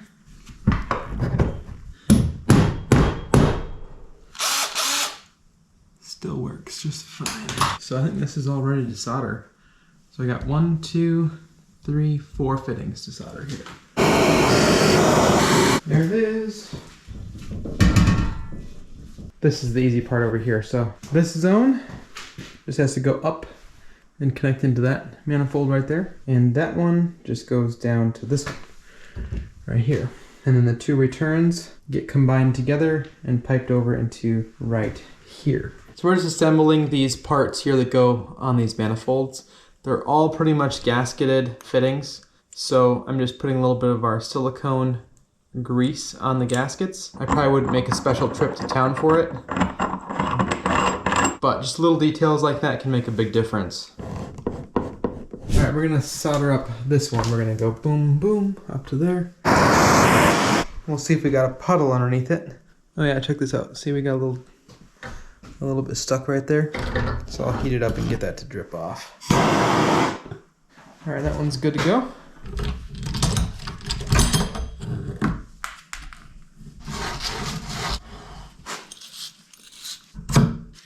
This is gonna be about 9 inches. 8 7/8. A lot of times I just hold my thumb where I need to cut it instead of bothering with marking it. You can always double check it. Shooting for 9. We're right at 9. Try to avoid dropping the pipe because a lot of times you can get like a dent on the edge of it and then it makes it hard to assemble. We're using the heavier type of copper for this installation. Technically, we probably could have gotten by with the lighter stuff, but for like the entire project, to upgrade to the thick, heavy-duty, made in the USA copper, it was like an extra maybe 50 bucks. And for all the work that's going into installing it, it's really not a big deal to upgrade. So personally, I'd recommend going with the heavier duty stuff if possible. All right, so before I assemble this, I'm gonna solder this into the valve again, the upright position. This is the last pump. This is a good feeling. Pump number 5, zone number 4. The better job you do with prep, the better all of your solder joints will turn out. That's all there is to it. It's getting pretty late, it's like 9 o'clock at night, but I kind of want to just finish assembling all of the copper components. Tomorrow, we're gonna assemble the gas line and convert these things to propane, because right now they come shipped as natural gas. One thing to check for in these when you are done soldering is to look to make sure there's not a big glob of solder that leaked down into the valve body, because if there is, you need to first get it out. Otherwise, when you turn this valve, it will damage the gasket inside of the valve. Also, don't turn the valve until it has cooled back down. I always try to put the screws back in. Lost screws are a major waste of time. Flux is considered a wetting agent, and it helps draw the metal into the fitting, and it's absolutely crucial. When you're assembling the final fittings, it's not that big of a deal if you have to leave the fitting like a tiny bit out, so it's not like all the way fully seated, if you know what I mean. Never use your level as a hammer. It's not a good idea. All right, what I'm gonna try to do now is carefully rotate this down and pull this out. Oh, shoot. I didn't want it to move. I think I'm gonna do it, you guys. So I'm gonna show you how to solder this even though it's in the vertical position. It's not impossible, but it's risky because if you don't do it right, it looks really, really bad. I'm almost talking myself out of trying it, to be honest, but I think we can get it. Because then we can align everything just right, get everything tightened in place, and then solder it last. Now I'm going to tighten the pump up onto its gasket. And you can actually use this to kind of level the pipe a little bit because the gasket can compress a little bit more on one side or the other, and it doesn't matter. It looks like it could go down a tiny bit. Don't pound with your level. Bad idea. All right. So we're going to start by soldering this one up top, and then we'll solder the one down here. It's all about the angle of your torch when you're soldering close to the wall. You just don't want to, be going at it like this. We're going to be going from like the bottom out this way and the top going this way. You'll notice how I kind of usually preheat on one side of the fitting, and then I go to the other side and then I start soldering. And I like to put my solder on the opposite side of my torch and then apply the solder, and it should pretty much run all the way around without having to do anything else. I do like to make sure I can visually see a continual bead of solder all the way around the fitting though. All right, here we go. I can see solder on the back side here. I'm just gonna add a little bit more. You can add solder still after the torch is off, as long as there's still enough residual heat. And one of the important things is to not overheat the fitting. If you overheat the fitting, the solder won't take, and it'll start to like discolor and not work well. All right, so there's that one. Now it's time to do the one in the vertical position. The biggest, most important thing when soldering in this orientation is heating the top part of the fitting here, okay? So that the heat kind of comes down, but it doesn't heat the tube down here very far at all. If you heat down here, the solder is just gonna wanna hit the pipe and run down. We wanna suck the solder up into the fitting.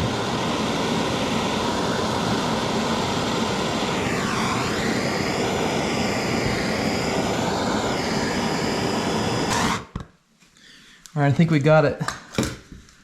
There's a tiny bit of a drip on this back edge here. Now, if you need to, you can take a little bit of sand cloth and sand it out so that you can't see it. Add a little bit more.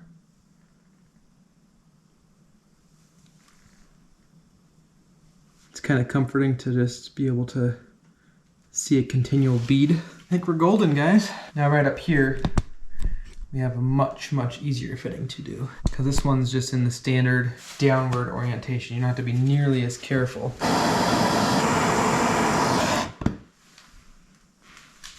The supply lines are done officially. Here's what it looks like at the moment.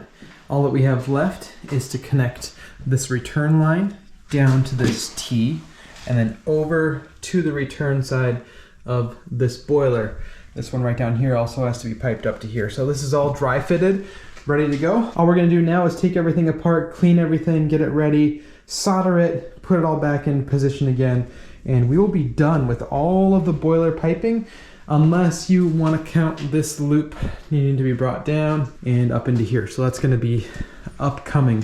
But for now, we're gonna finish this up, and then we're gonna move on to the gas line.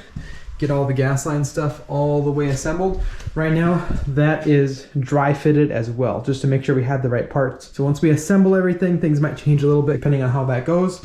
We will see if we need to change out any of the fittings, but we should be really close. Everything turned out great though. My goal is to keep everything as tight to the wall as possible so it doesn't take up too much of the room. But it's kind of amazing how much space all the pumps and controls actually do take up in the end. So we're starting the process of assembling the gas line. All that we're gonna need is pipe dope. We do not need to use thread tape in this case because the pressures are extremely low, but you wanna definitely make sure that you use enough that you have a little bit squeezing out of the fitting as you tighten it. Now it's also really important that you don't over rotate the fittings. Whenever you tighten them, you wanna tighten and stop right before you think you've reached the point where you want it to be in the end. So you can see this right now, it's not fully rotated. It's at this angle right here. And I've got one last little bit to tighten it, but I'm gonna wait to do that until I for sure get this fitting started so I can see that this is the correct angle. Because you don't wanna over rotate, because you should not rotate the fitting backwards after you've tightened it. I will link to this PTFE thread sealant in the description if you guys wanna see the stuff that I recommend. Now we can go ahead and finish rotating this to where we want it to be. Now we're going to double wrench it. One right over here. All right, now this is extremely important. We've got our T in the drip leg, we call this right here, that's required before any gas appliance really, So that's going to catch any debris that comes through, is just going to fall down into there instead of going up. And then we just use a longer nipple to go out this direction. That way when you're connecting this fitting over here, you're not going to accidentally smash this off of the boiler basically. And now we've got our gas valve. Now this is really important too. The gas valve needs to be on the inlet side over here of the gas line, because what you want to be able to do is take this apart if needed in order to service the gas valve or other gas components over on this side. So we've got our union, short piece of pipe, gas valve, and then we can continue on our way back. So wherever your unions are, that also gives you the best opportunity to assemble from the union back either direction. If you don't put any unions in, then you have to basically start way at the beginning and assemble it one piece at a time, or vice versa, and you still will end up needing to use at least one because you can't obviously attach fittings unless you have a way to turn them. I'll put on here we have a little bit of excess sealant around this after it's been tightened in place, and that's important. If you see bare threads, then you probably need to take it apart and add more. Now all these are standard length fittings that I was able to assemble this with, except for this one right here. So I'll roll the footage of how we went through the process of cutting and threading this section right now, and then we'll come back and continue the assembly. All right, we are over at the shop. We're gonna make our piece of black iron that we're missing. This is gonna be a 40-inch section. Right to here, I've got it marked already. So we just gotta rig up the parts and things that we're gonna need in order to make this happen. The first of which is some way to hold the pipe in place while you work on it. And this is a pretty old unit here, but it works absolutely perfect. So we want it to be about right here. This thing has done a lot of work in its day. So we'll get this nice and tight. This is the cutter we're going to be using. It's basically just a giant pipe cutter, but it's designed that it can cut through the actual steel, which is pretty amazing. We'll just double check our measurements real quick. Yep. We do also have a threader that rotates the pipe, but usually it doesn't get brought out unless we're going to be doing more than just a couple fittings. If you're doing just a couple fittings, then you really don't need it. There it is. Okay, so that's the piece we want.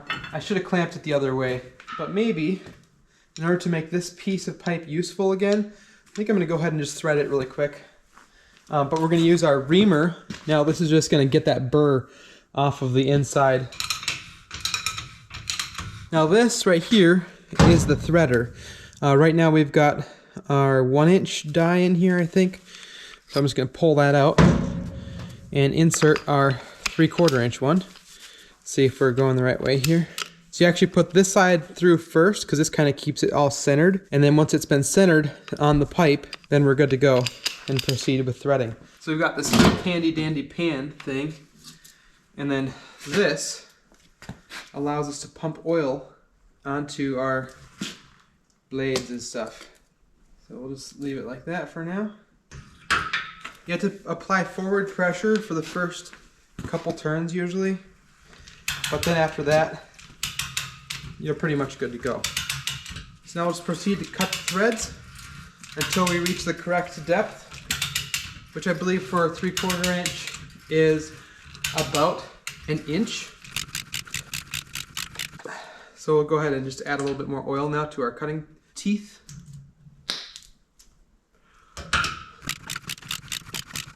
So now we just reverse the direction of our die here.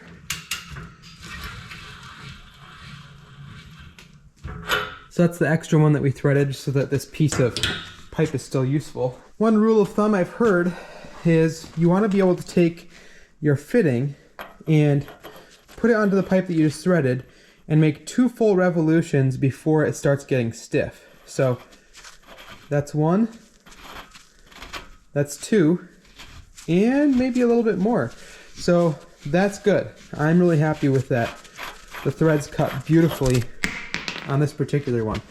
So we're going to switch over and thread the actual piece that we need. So this is the one we're going to use. Look at that.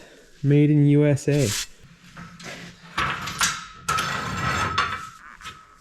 So you can see how if you can get by with mostly standard fittings, the ones that you can buy off the shelf that are pre-threaded, if you need to just make a few specific length pieces, it's really not that difficult if you have the right stuff. I will link to tools in the description for this, but they're pretty high dollar typically, so if you do need to have a piece cut and threaded, I would probably just call around to like plumbing shops or welding shops and see if they will cut and thread a piece for you.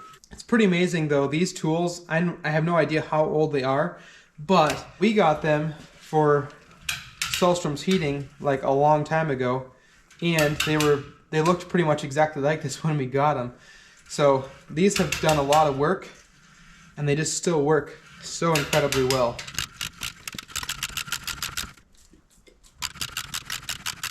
Tell you what, you wouldn't want to do dozens of fittings by hand like this though. It does take a pretty significant amount of force to push this thing forward.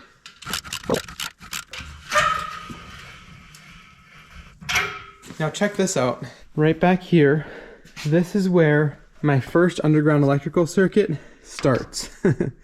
I ran this cord all the way back to a fort way back in the woods, and I actually did a little video about it. I'll put it right here. But yeah, this is the best way I came up with to supply power to my operation over there. So just splice a little cord onto here, and it looks like it's nice and safe. There's lots of tape on it, so should be good, right? I think I was about 12 or 14 when I did this wiring. So I've been messing with stuff I shouldn't be messing with for many years now. Many years. All right, we got our pipe. Let's go install it.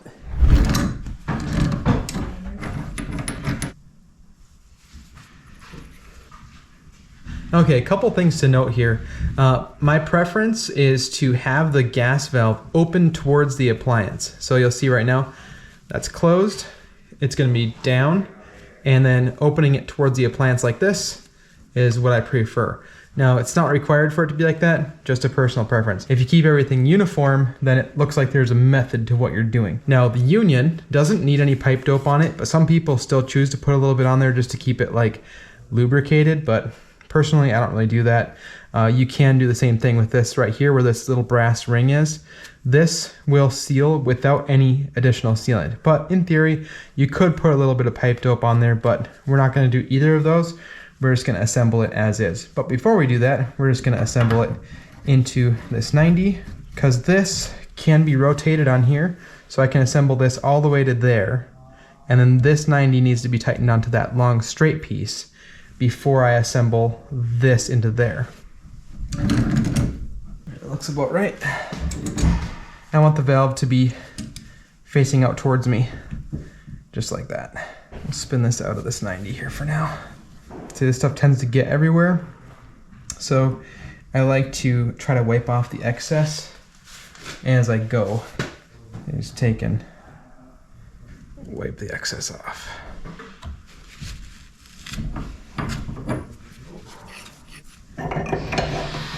This is the fitting we threaded right here. Looks just like a factory thread, pretty much. Let's compare our length of threads. Looks like we're really close to the same.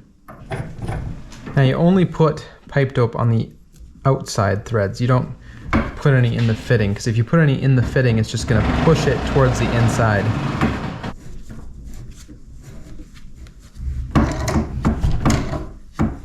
You kind of hit this point of resistance at which you're like, nope, I'm not going to go more than one more rotation.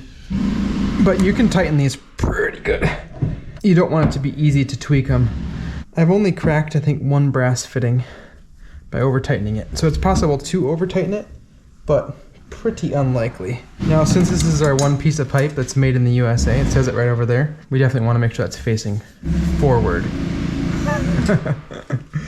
Now you can see right here, if we didn't have a union, this would be problematic. We wouldn't be able to rotate this into there.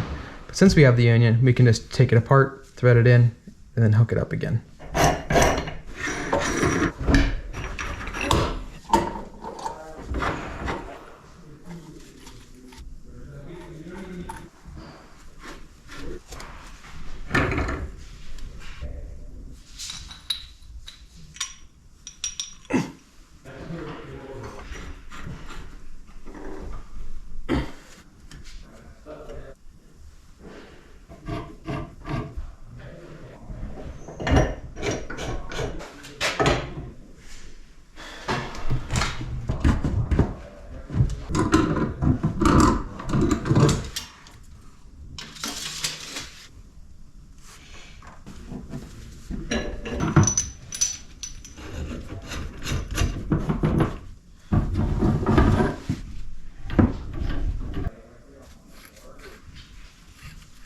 I'm going to tighten these before I actually tighten this final one. Now whenever I have the option, I like to slip my pliers on the fitting and not on the pipe, because the pliers tends to mar up the finish of the pipe. I heard something pop in my shoulder. My dad's rotator cuffs went bad, so that's probably my destiny too. Now I'm gonna not quite go all the way. I'm gonna stop right there. That's gonna let us finish tightening it with all of our fittings assembled on it.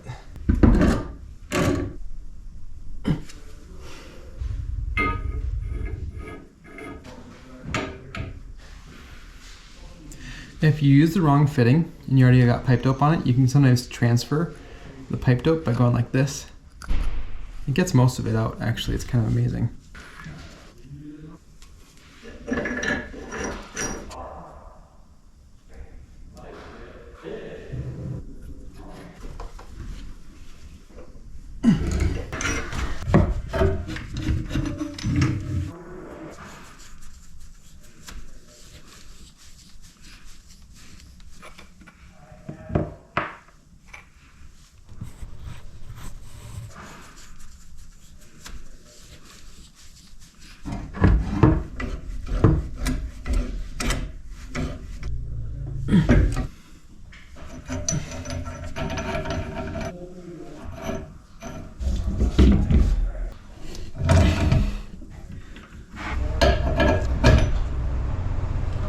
There she be.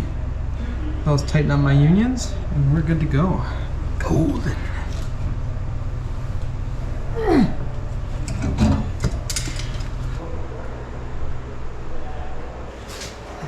So that completes the gas line. The gas company actually has to come and hook up the regulator, and then they'll actually test it for leaks and everything, in addition to me testing it for leaks. But until the gas is hooked up outside, there's not much we can do about that. Now you want to make sure that you have the correct gas line size going to your boilers. Now in our case, we have 2 units that we have to keep in mind, and this one has domestic hot water, so with that, this thing can fire at up to 199,000 BTUs.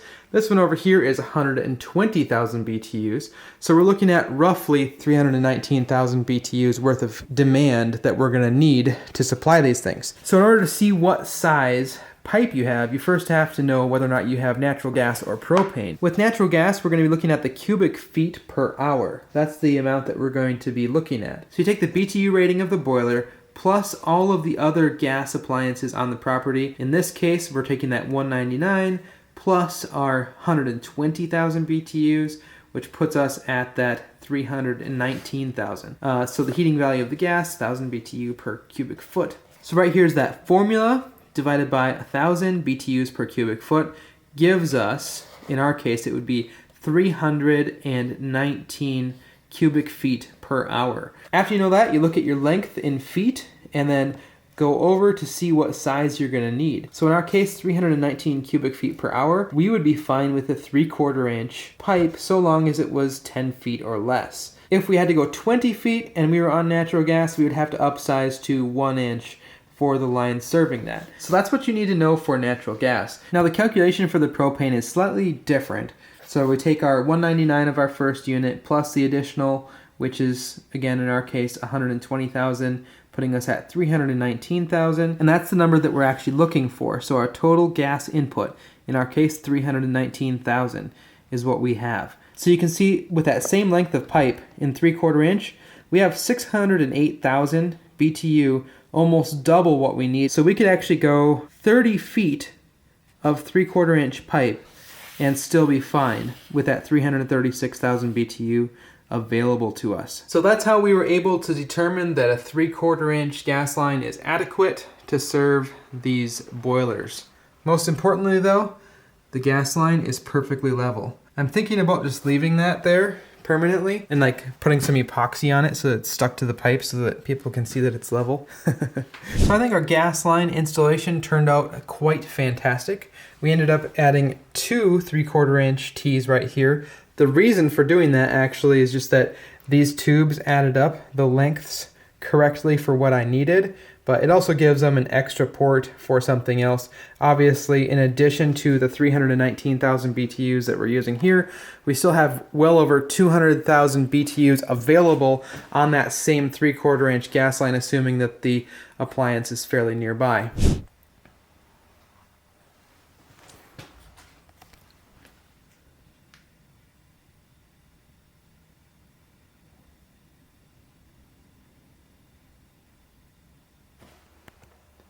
It's kind of cool comparing these two. This one right here with the domestic hot water has a lot more going on. Right here you can see the pump is installed internally, and back in there, that's the heat exchanger for the domestic hot water. If we look over at the other one, you can see it's just kind of a big empty spot. You can reach all the way back into where that heat exchanger was. And I'm kind of curious why they just didn't mount the pump internally on this one too. It's kind of a head scratcher for me a little bit, but whatever. It looks cooler if it's outside. On the standard boiler, the air bleeder is right up here inside of the unit that we'll use during the air purging process. On this one, it's not, but you can see where it would have been, and the bleeder actually ended up being down here on the top of the pump, that little gray cap. All right, real quick, we're gonna do the conversion on these things. Thankfully, it's actually a really simple process. You just need this conversion kit, which is included with their boilers, and a Phillips screwdriver to access where it's located. Once the conversion is complete, we'll have to do testing and make sure that everything is running properly. But for now, we're just gonna get the correct orifice installed and tell the computer inside of this thing that has been converted to propane. Pop that off. Now we just pull out our existing orifice. We're supposed to replace this gasket here, so we'll pull that out, as well as the gasket that was actually on the original orifice. Now we'll install our new outer gasket here. The grooved side faces out. That looks good. And we'll make sure to put the gasket on the back side of the orifice, and then we'll just go ahead and install that just like so.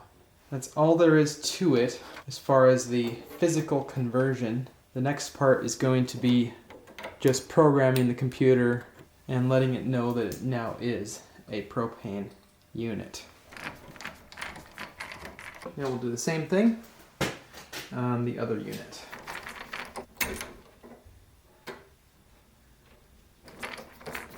Now we're going to take our label and put it over our existing rating plate, since this is based on natural gas.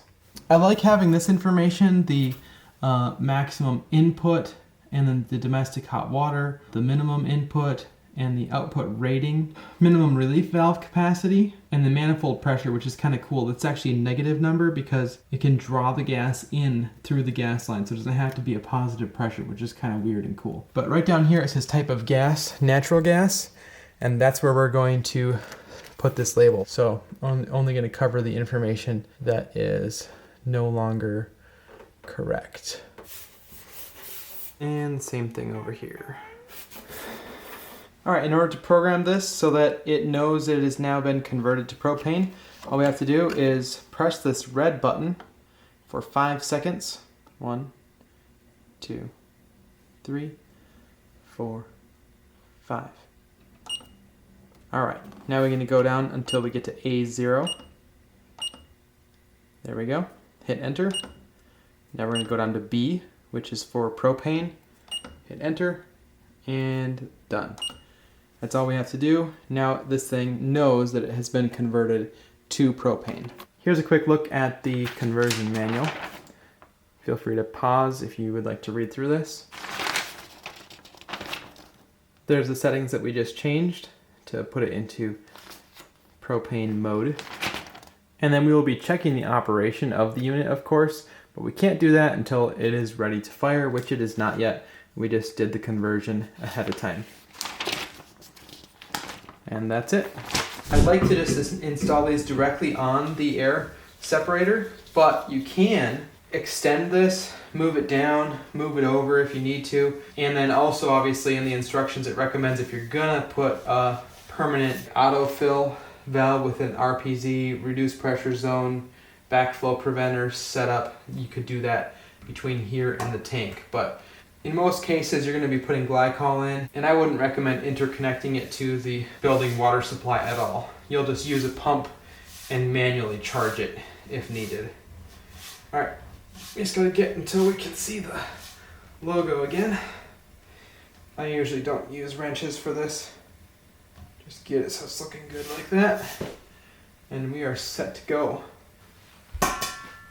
This is my temporary heater keeping me warm while we work.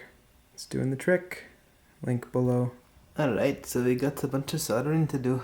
Flux here, flux here, flux here, flux here, flux here, flux here, flux here, flux here, and flux over here.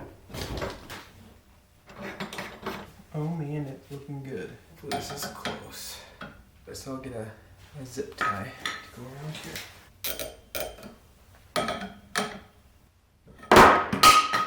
That's not good for the level.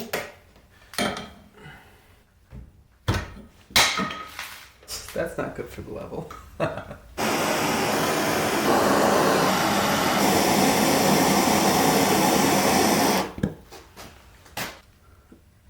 Struggling with this one a little bit, guys.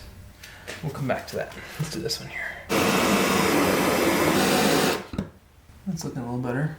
I successfully got like the worst soldering joint recorded on the nice camera. And most importantly, it's still level, like perfectly level. Maybe it's because I dropped the level so many times.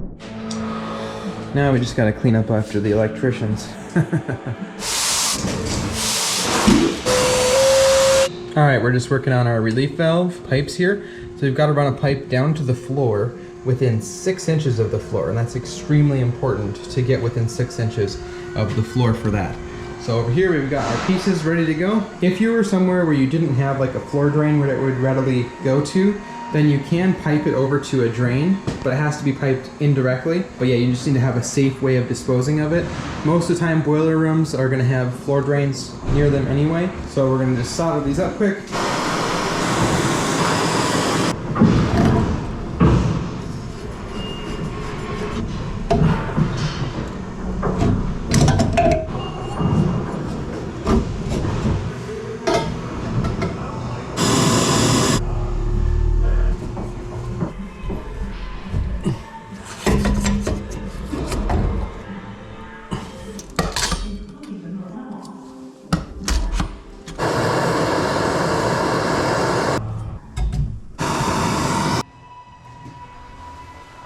We are now working on the condensate drain. Now there's a couple different ways that you can do this. You can either drain out of the units to something like a floor drain like this over here, but if possible, I like to avoid that, which is why we installed this standpipe over there, and we're just hard piping this with a little bit of 3/4 inch PVC over to there. Now the requirements are that you have to keep it at least a 1/2 inch drain. 1/2 inch is what's coming out of the bottom of these units to wherever it drains indirectly. Now you cannot connect that directly to your sewer system. It needs to be separated by an air gap. So the best way to do that is to rig it up so that you can basically have a 1 inch gap between where it drains out and where your receptor is. Now this isn't fully assembled yet, we're going to be doing that in a minute, but we've kind of got it figured out to where we know what we're going to be doing. Now another consideration is that you want to have this easily serviceable, which if you hard pipe everything and get everything glued permanently, it's really difficult to like clean this out up here. So what we're doing is we're using this 1/2 inch coupling right here to adapt to some 5/8 tubing, and the 5/8 tubing will connect from here and just be pushed into our 3/4 inch PVC. Now you can even leave the fittings that are in their vertical orientation like this unglued if you wanted to, because this isn't going to leak right here, but right here obviously we need to glue it because that would drip out right there.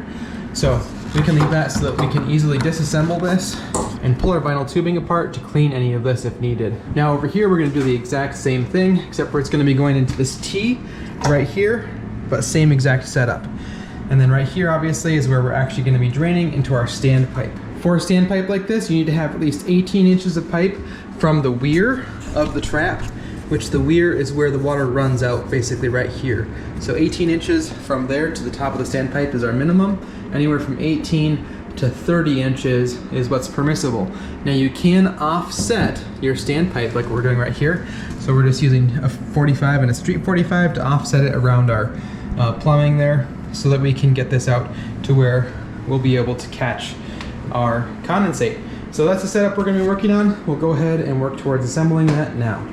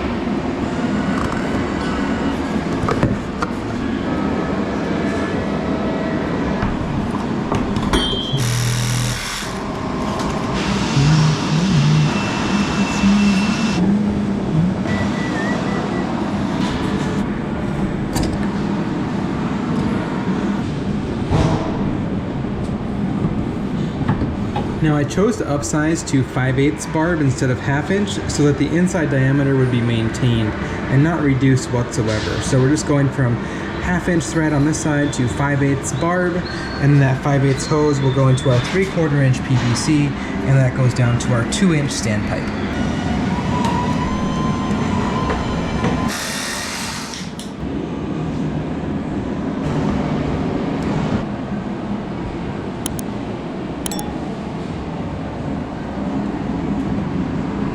All right, we are now working on hooking up the domestic hot water lines to this thing. Now we are going to temp these up because we don't have all of our water piping done yet. So we're going to be running our cold water in right here, DHW in, and we're just going to get this all set up so that we're ready to fire the boiler because we got to get the heat up and running. So we just got to get this up in here and attached. You have to kind of choose your best possible position, which I think is going to be like this. And then we'll run the pipe down from our relief valve to the floor again. We're gonna just use PEX on this one for now. And we'll get this all ready to go because once we have water to this, then we're able to proceed with charging up the system and we'll be ready to fire this one entirely. This one's gonna be totally ready.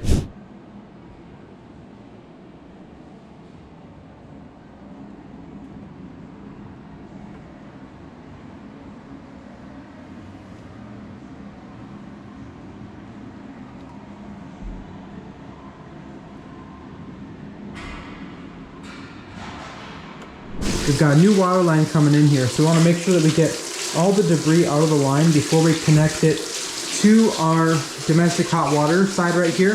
This is a temporary connection. Ultimately, it's going to be going through the water softener and then to the unit.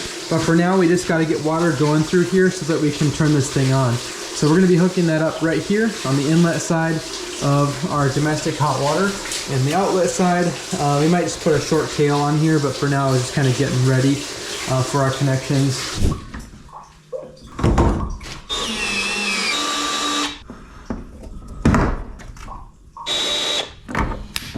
All right, so the electricians made it. And what they did is they ran 2 circuits over to this location right here. These are 120 volt GFCI protected receptacles. Very simple setup. Since these have cords on them right like this from the factory, we can just use that to connect power to each boiler. And then that also is our disconnecting means. So if I need to service this boiler, I can just pull the plug right here and have power disconnected. So just a good simple way to do it. Just run a 120 volt circuit over to where your boiler is located, add GFCI protection as required by code, and you're good to go for your power source. Now, as far as the wiring on each boiler, there's a few things going on. With this one right here, this one has an externally mounted pump for the boiler itself. So right here you can see it's labeled boiler pump. So that's where the wires went for that. It's a 120 volt pump, so we've got our hot and our neutral going down to our pump right there. The next one is pump 2 and pump 1, and those are the power supplies for those 2 zones. This thing can control 2 zones without any additional zoning equipment. So those 120 volt power supplies just run over to each respective pump. Lastly, we have our thermostat wiring.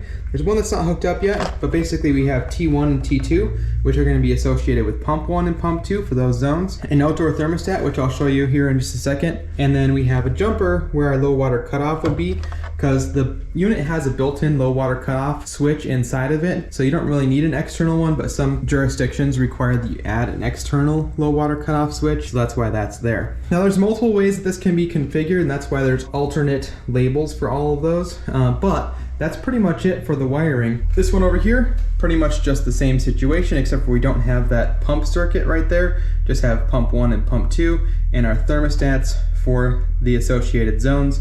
Again, we have 2 zones with this one. Outdoor thermostat, that's it. So talking a little bit more about the materials used for the electrical, you're gonna use some 18 gauge bell wire or thermostat wire. Use at least a 3 wire running to each thermostat location. That way you have your R, your W, and a C, or a common, which is going to allow you to power that thermostat without having to have batteries in it all the time. So that's what's going on here.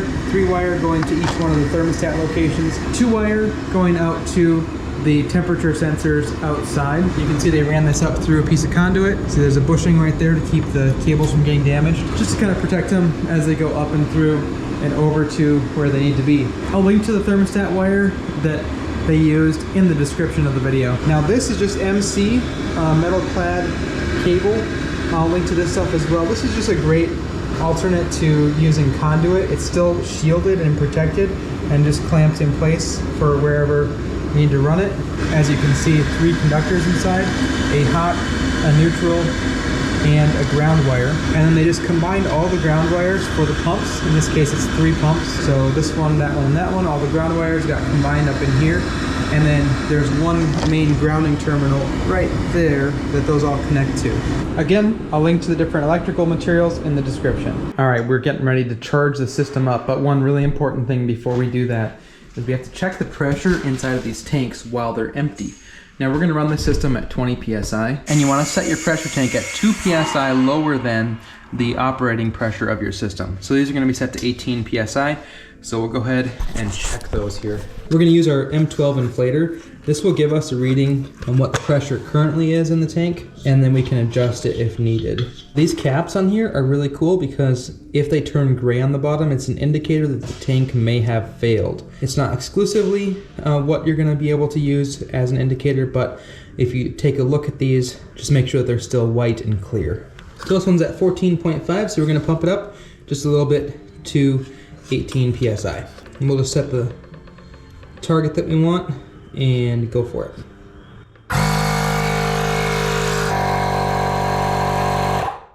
There it is.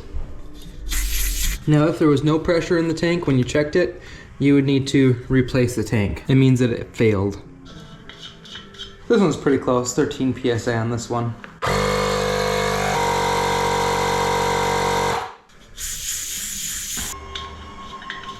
Now that our tanks are set to the right pressure, we can start actually filling the system. Now one of the main things you're going to need for this if you're using glycol is a transfer pump like this one right here. I'll link to it in the description. We're using Cryotech 100. This stuff is going to protect the system from basically damage if it were to freeze. So we're going to actually mix this stuff 50-50 to start off with, and then we might actually end up with a higher concentration towards the end. I'll put a chart here on the screen that shows how much glycol each one of these loops can hold with 1/2-inch PEX, and then as well as a little bit of additional information there too. If you were installing a boiler on some old piping, I absolutely would recommend making sure you flush everything out. But with a brand new system like this, there should be very minimal debris. But basically what we're going to do is pump the fluid through the system, and it'll be coming back out as we're basically recirculating it. We'll recirculate it back into one of these buckets, and any little bits of debris should kind of just accumulate and settle out in the bucket. And if you were going to do that, you'd basically fill your whole system with water, flush it out for quite a while, and then come back and add your glycol just to one side of the system, and then displace the water and just put in the amount of glycol that you've calculated that you need. So what I'm going to do to get started is dump half of this bucket into this one over here and then fill them both the rest of the way with water. We are using a municipal water source, meaning that the water has already been processed to a certain degree. All the iron and manganese have been removed. The total grains hardness of the water that we're using is 25 grains, which is within the limitation of what is acceptable. So we are good to go with the water source that we are using, but make sure that you check the water source that you're using, that you're not putting in some really nasty water. One really interesting thing is that you cannot use distilled water or reverse osmosis. That will eat up your system because the pH of the water is pretty aggressive at attacking the components in the system. So you have to use a regular water source. You have officially made it to the 2-hour mark of the video. Thank you so much for watching to this point. If you want to make it known that you actually made it to the 2-hour mark, start your comment with the word Milwaukee in all caps. Milwaukee, and then whatever you want to say, and then we'll know you made it to the 2-hour mark of the video. This is a long project. Hang in there with us. We're getting there. Thank you so much for being here. Hope this video has been extremely useful to you at this point. If it has, once again, hit that subscribe button if you want to see more videos like this one. So without further ado, let's start filling up this boiler. Now my plan is to just add right here on this side of the manifold, and then it's going to go down, and I'm going to one at a time. So I've got this pump valved off right there. This valve is open. We're going to let the water come down through this supply side, back on the return, and then drain out right here back into our bucket, which will allow us to check for any debris or whatever and make sure that all of these loops are circulating. Once that's done, then we'll be able to move on to the next one. And obviously we'll open our air bleeders on the system while we're doing that. There's these 4, this one right here, as well as one up here behind this pump right there.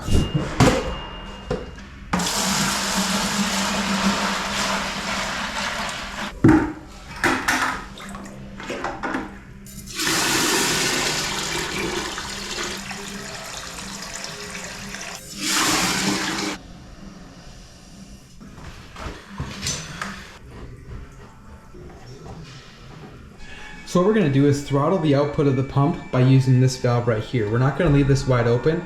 We're going to actually just open and close this as needed, so we're just filling a little bit into the system. We got to make sure that we don't over pressurize it. If you get beyond 30 psi, then our relief valve over here is going to trip. So we're going to slowly throttle in our fluid right here and push it through our 3 loops down there. Now we could close off these valves and do them just 1 loop at a time, but I think we're going to just do all 3 together. Our pump is already primed and ready to go. This is where our fluid's going to be coming back out of the system, right here on this return side. So the supply right there, and then the return is going to be coming back and then circulating back into this bucket.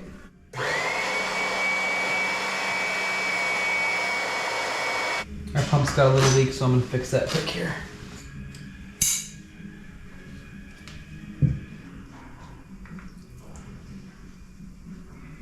Alright, let's try that now.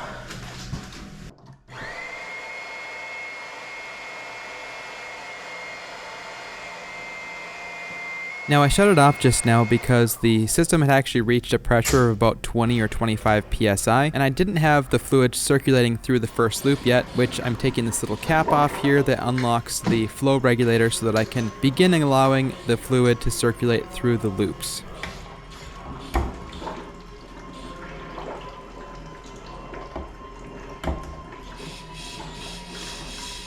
Once the pressure drops down, I am able to then go ahead and turn the pump back on, and then using that inlet valve, I can throttle it so that the pressure never gets over that 30 psi limit where you would have the relief valve trip. As we continued to pump more and more heat transfer fluid into the system, we would continue mixing more buckets 50-50 and pumping that through each of the loops, opening more and more valves as we continued to flush out the system. Basically, you keep pumping the fluid through the pipes until you have no more air bubbles coming back into your bucket, and then you know you're ready to move on to the next loop. Probably the most important thing is just watching your pressure, making sure that you never get over that 30 psi so you don't end up with wasting heat transfer fluid or glycol by it running out of the relief valve from the boiler. We were able to get everything all the way charged up to the correct pressures, and now we're going to move on to the process of firing the boilers. We'll go through this whole process of charging the boiler again when we bring the final loop down from the ceiling in just a little bit, but for now we're going to go ahead and get these units fired up. All right, we are going to de-air this thing, so in order to do that we have to power it up. Note that we have all of the valves for the system opened as if this thing is ready to operate. One more to open right there, it looks like. Now we're going to hold the top left black button right here, and now it'll go through its de-aeration process. Now during this time I want to make sure that our bleeders are open. This air bleeder right here is open back in there, as well as our automatic air separator, and then we could open our additional ones as well. But we're just gonna let this thing run. It's gonna go for about 15 minutes. It's running this pump, and this pump are all gonna be circulating. Our system is at 20 PSI, so we're just gonna watch that. If it dropped down a little bit from air coming out, we could just add a little bit more. And we'll set this to our 20 PSI there. So this one's ready to go through that process. We're gonna fill this one up now and then do the exact same thing and de-air it. Now for now I'm configuring it with just this single zone down here. This one, the wire is actually disconnected inside of here so that we can't accidentally turn it on. And then valves are closed throughout. And once we're ready to add that part, we'll go through the de-aeration process again in order to get it connected to the boiler.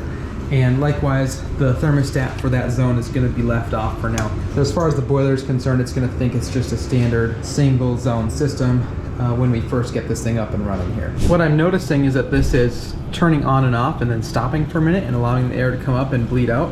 And then it starts the pumps again. And it just keeps doing that. Click on, click off.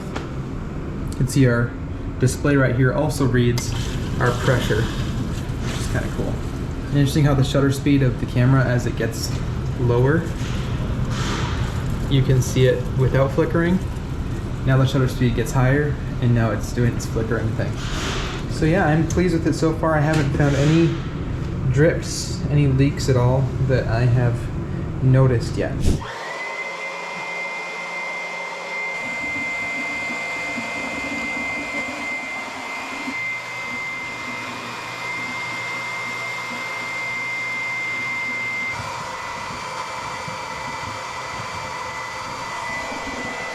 Everything's been circulating, it's working good. We're just gonna pressurize the system now, so we can turn this off. See the pressure coming up.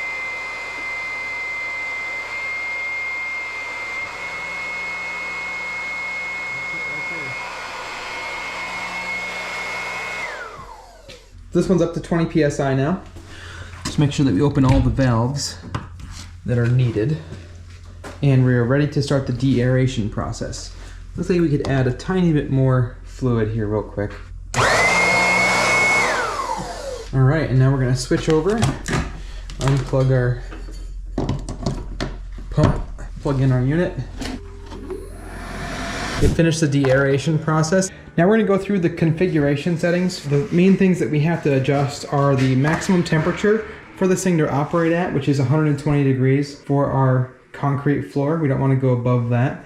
So we're going to be using a custom heat curve. We'll be tweaking a few other settings, but mostly you just got to go through and follow the steps specific to the unit that you're working on. All right, everything is fully configured. We're just waiting for the gas guy to come and hook the regulator up outside. We're still holding steady at 20 pounds on both units. So no leaks have made themselves evident yet. All right, so these little cover pieces, they just snap on the side right here. They're kind of cool though, because if you don't know how they go on, they're kind of difficult to get off. It took me a little while to get them off the first time. So if you want to get it off, you just press here and kind of slide it off. But yeah, once they're on pretty good. Here's what those temperature sensors look like. We installed them here on the south side of the building because we had no other option. We put them underneath this eave so that the sunlight doesn't directly hit them. Now we're just putting our screened fittings on. These are not going to be glued still so that we can easily clean them out if needed.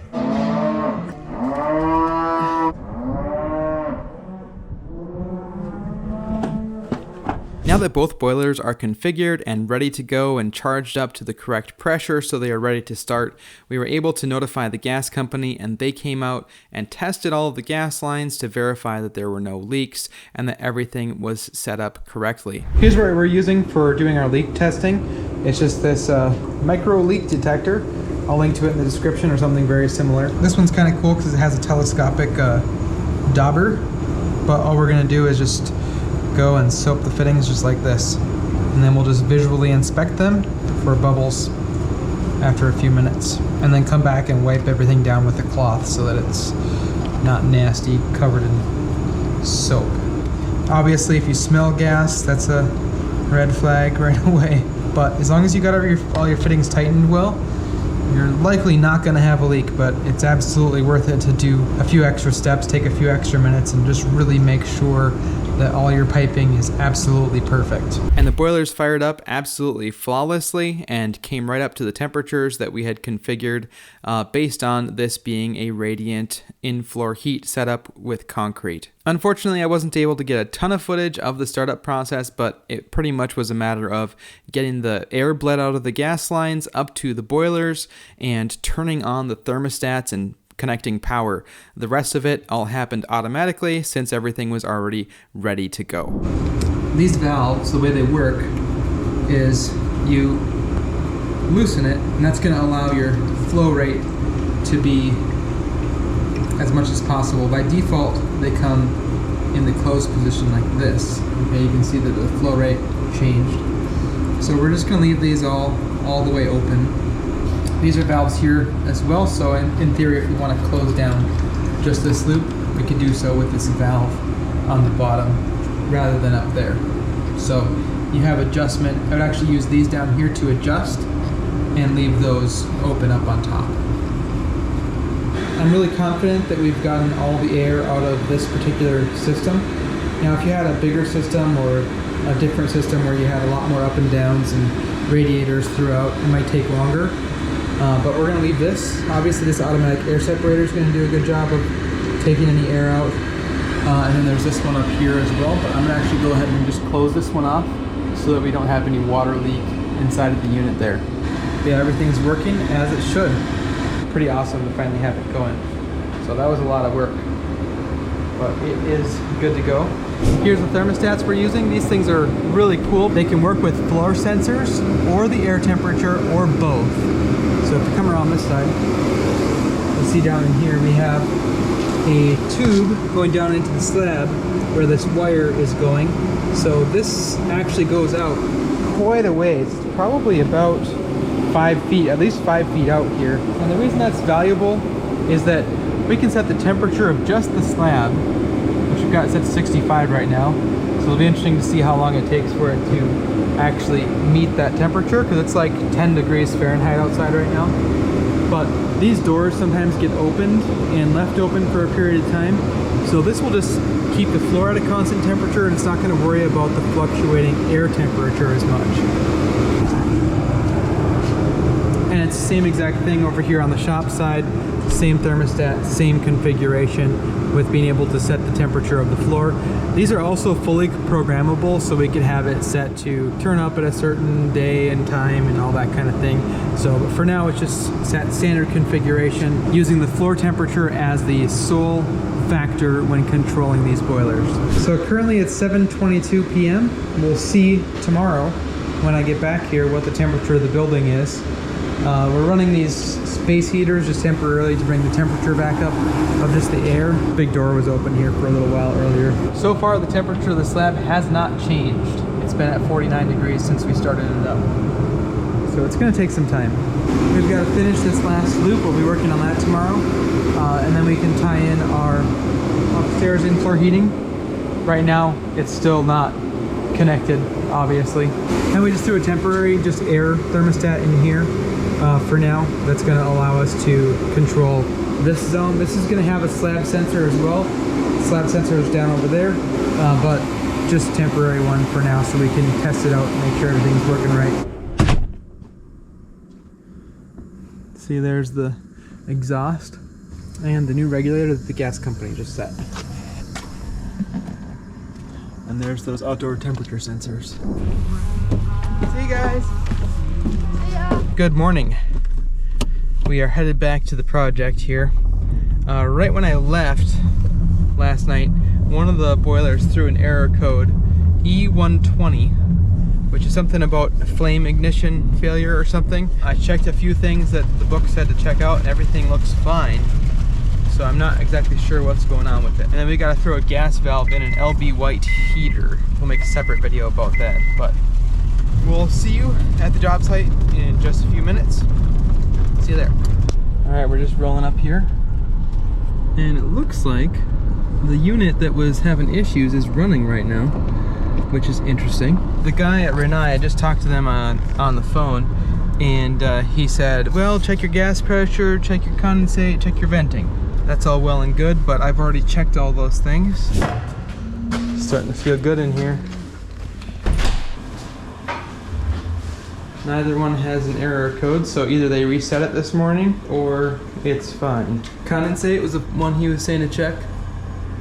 Yeah, the condensate's going there. You see if you can figure out which pipe's going out, which pipe's coming back. This one's coming out. That one's going out into the floor? Because it's warm. So, the floor is 65 degrees. And that's what it's set to. So the floor is up to temperature. Check this out, we have a really terrible problem. See this line of moisture? There's a pipe going right there under the floor and it's leaking up through the cement. That's not good at all, is it? But is that what it's from? No. So when you first turn on an in-floor heating system, the humidity level in the building is going to go up dramatically because there's tons of moisture in the concrete. So as the floor heats up, it's going to reject that moisture up into the air. So right now in here, the humidity is probably, I don't know, 70% or something. And with this really cold air coming in on our intakes right now, we are getting a lot of condensation buildup on these intake pipes. So not really an issue, and long term it won't continue to do that because the humidity is going to go down. But on initial startup it was kind of funny. But I definitely saw that first and I was like, what in the world? Something's leaking up through the floor? But thankfully it's not that at all. Let's go check out the other thermostat on the other side. I want to see, this one is on? Yeah. This one's on. And this one's running at 123 degrees. So it's running pretty warm. This one's went way down because it's already met temperature. It's not running nearly as hot as the other. It's at 110. Oh, just smells bad in here, but otherwise it's fine. Floor is at 65. I want to test something here. Hey, this thermostat's working. Let's go see if that zone's shut off. See these little things? They'll go up and down when the pump shuts off. If they shut off when I pull the thermostat off the wall, that means that I think we have a bad thermostat. It's like staying on all the time or something. No! Huh. Oh wait.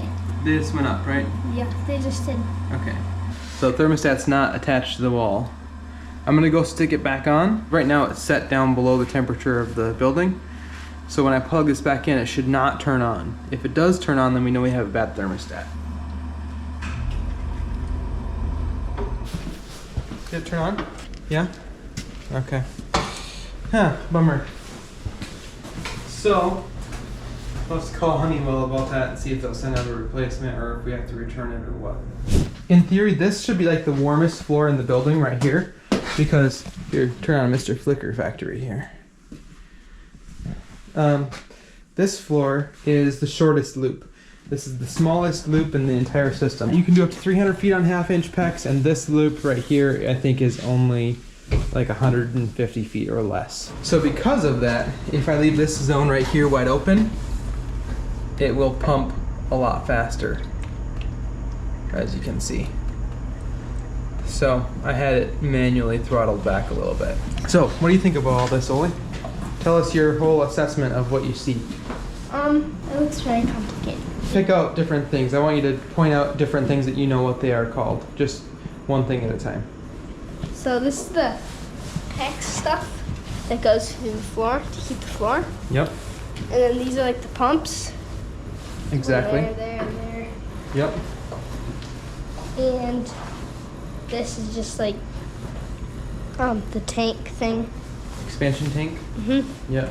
You know what these are? This brass thing? It's an air separator. So any like bubbles that come through the line will come up into here. There we go. And automatically the air can get out of the system right there. Looks like our pressures are holding just fine. Our pressure on this one's 23 psi or so. Now the interesting thing is it actually reads higher pressure up on the unit. It'll show us that it's 29 psi. That's just because this is on the supply side, pushing up into the actual boiler. So this pressure is a little bit more than I would need or want it to have. Once I charge this second loop, once we get that up and running, I'll probably drop it down a little bit. So that's closer to 20. This one's virtually identical, also running at a little over 20 psi. Up here it's saying like 27, 28 psi, but it's fine. Everything's looking great. So I don't know what our deal was with that error code. I'm pretty sure they did not reset it this morning, because if they had reset it, the floor temperature in the building would not have reached 65 degrees. So I left at 8:30 last night. Now it's 7:58 a.m. So it's been a little over 11 hours since we left, and less than 14 hours since we fired these things up, and it's already brought the whole building up to temperature pretty much. Yeah, it appears that we are golden. I don't think we have any issues at all. As much as I thought I was gonna have to do a whole bunch of troubleshooting on this thing, doesn't look like we're gonna have to, but we'll keep an eye on it. For now, we're gonna go work on the LB white heater. Sound good? That's down in the other barn. So yeah, that's the update. Everything is looking fantastic here. The boilers are running absolutely perfect. The whole building appears to be evenly frosty. Like, look at that eave over there. There's like a little bit of frost on there, a little bit of frost on here, but morning. Good morning. Well, let's grab our tools. I might just crank these thermostats up a little more for no reason. In theory, this would be like the maximum load scenario. This one's on. Those are on. Those are on down there too. I don't know why some of these little vials like fill up more than others. Aren't they cool how it tells you how much flow it is? Project update, it is the end of the week. This week we got the boilers fired and ready to go. So those things have been operating for about 2 days now. Not quite. Has it 2 days? Yesterday morning? Not the morning before. So like a day and a half these things have been operating, and we had that one weird error code, nothing else. It's been perfectly fine. That E120 through one time, but I think it might have just been a fluke. We'll keep monitoring it, of course, and if it happens again, we will absolutely get to the bottom of what's going on. But yeah, everything is looking great. So yesterday we moved on and got our last zone of staple up radiant heat installed, and we've got all of our lines hanging down here for our 4 loops. So today we're going to be working on pulling those through over to the wall, bringing them down and up into our manifolds over there. So that's going to be the main project today.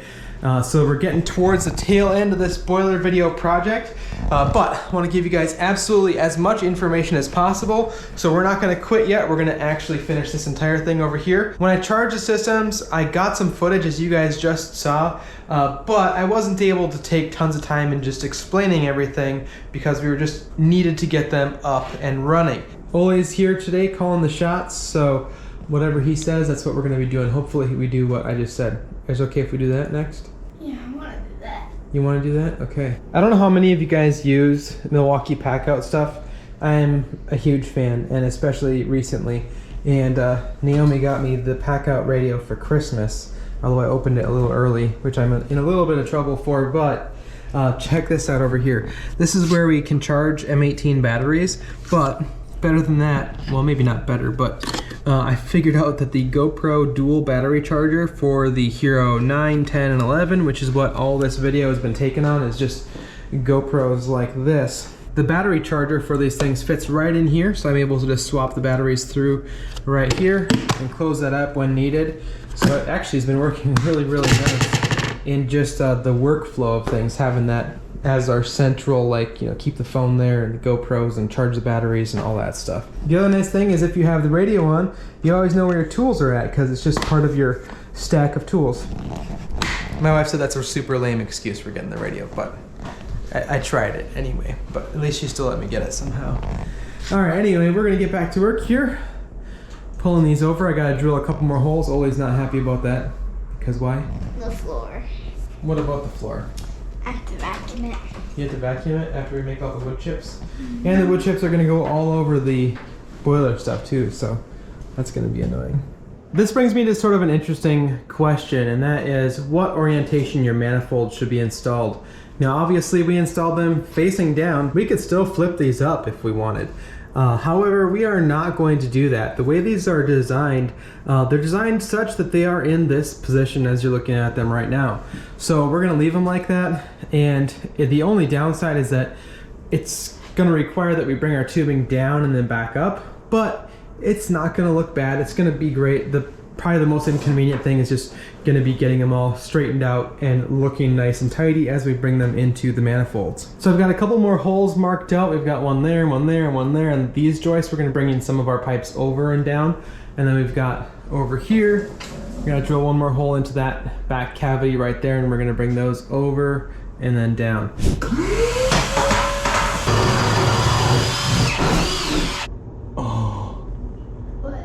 I didn't even think about these wires. See all the thermostat wires? I think they're okay, actually. Dumb electricians putting wires in the way of everything. So those pipes are going to be going through this hole. 2. And then angle down, come down the wall. Those ones we got to feed through that last hole, bring them over, and then down.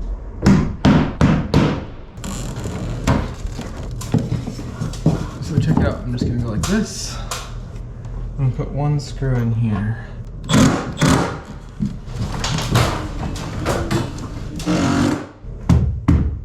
Never use your drill as a hammer.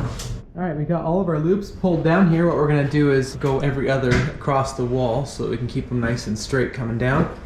And on the bottom, I think it's gonna end up being 1, 2, 3, 4 for our loops. On the top though, it's gonna end up being 2, 3, 4, 1, but it doesn't matter at all. As long as you have supply going down, return coming back on one of these 4, it doesn't really matter. The only reason why you wanna keep them lined up is that you know for sure then if you adjust this, it's gonna be that. In this case, it's gonna be a little bit different, but all of these are gonna stay wide open anyway. It's never gonna really be adjusted. So in the name of keeping it looking orderly, we're just gonna land them as they come across so that we can go every other one, a supply and a return. Sound good? Let's make her happen.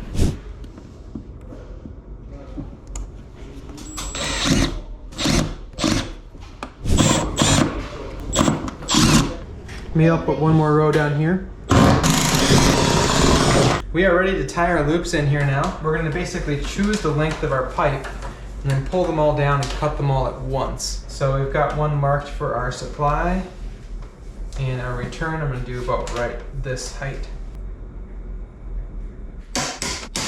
Now we're gonna do the same thing on our supply side. We'll continue using our silicone grease. There goes. One down. 7 to go.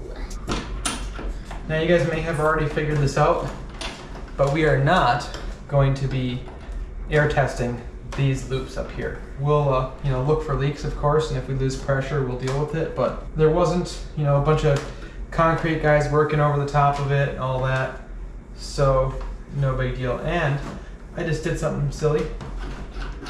This is one of the return lines.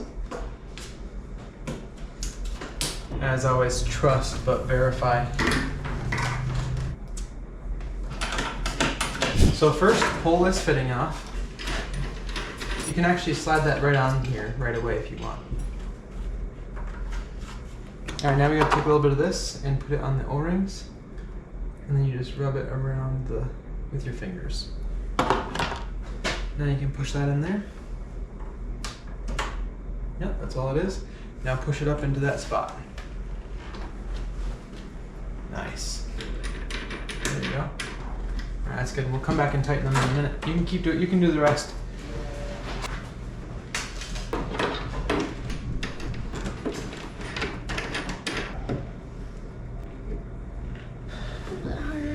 I know it's hard to get in between there. Sometimes I'll show you. Sometimes I had to go like this, kind of up from the bottom a little bit. Let me open this one more click. Perfect. Yeah, here you go.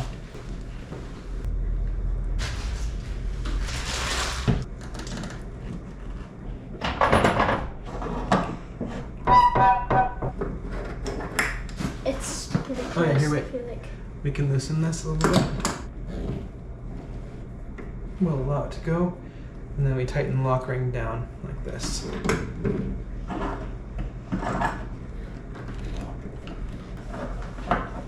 So there we have it. This is all assembled and ready to go. All we have left to do is to fill the system up, which I think we're gonna do right now. So for now, we are gonna go ahead and get our pump and heat transfer fluids prepared. Perfect. Nice. Now, for those of you who are wondering, why is the pipe in the floor orange and the pipe up here red? Honestly, there's not a reason. This manufacturer is orange, and we use a different manufacturer upstairs. Both are made by reputable companies. This one up here, I think, is Bluefin. This one is a Sioux Chief. Both are fantastic. I wouldn't go with the Happy Buy or the Chinese brands on Amazon. I've linked to PEX that I like in the description that's available on Amazon, but I would just generally avoid the like really cheap brands. I saw one of them advertised that it had a 5-foot bending radius, and what they meant to say was 5 inches. The bending radius is this right here, from right there where that loop comes down and goes back up again. That's the bending radius, and this one right now, our bending radius is like, I don't know what, 14 inches or something. Yeah. They were saying that the bending radius of their PEX is 5 feet. If they can't at least like make the description accurate, it seems like their product is a little bit less trustworthy. All right, we just about got everything prepped. This is the hose we're gonna be using to drain back out of our return loop right here. This right here is not standard garden hose threads, and I wish that it was. It doesn't bother me that much since I do include the barb fitting and adapter that you need, but it just seems like those should have been standard garden hose threads. For what it's worth, just be aware of that if you do choose to purchase these same manifolds, which they're working fantastic. I like them. I'll probably buy them again. Link in the description, but just know that one caveat. All right, one of these is already 50-50. Oh, it's this one right here. It's the partial bucket that I had left over from the other day. What is the fluid? Just like. The fluid is a propylene glycol mixture. There's a certain percentage of the fluid that's propylene glycol, and that keeps it from freezing when it gets really cold. So what we're gonna do is zip tie our return line and our supply line here into the bucket, and that just keeps them from randomly shooting out, because as soon as you lose the prime on your pump, it can be sort of inconvenient to reprime everything. I hate the feeling of the propylene glycol on your hands. It's like slippery and sticky and weird. In theory, this stuff is like, it's not really food grade, but it also won't kill you if you accidentally drink some of it. Now, it's extremely important that you don't just hook this pump directly up to the system and turn it on. If you do that with this valve wide open, it's gonna overpressurize super fast. So what you have to do is use this valve right here to throttle how much fluid is going into the system. And with the type of transfer pump that we're using right here, which the link is in the description, it's actually perfectly fine for us to completely shut off this valve up here. The inlet valve can be off and the pump can be running and it won't damage the pump. So just be aware of that. You're going to use this valve right here to throttle the fluid into the system. And then you're going to watch your pressure really closely, because if our pressure gets up over 30 psi, this relief valve right over here for the boiler will release fluid down onto the ground.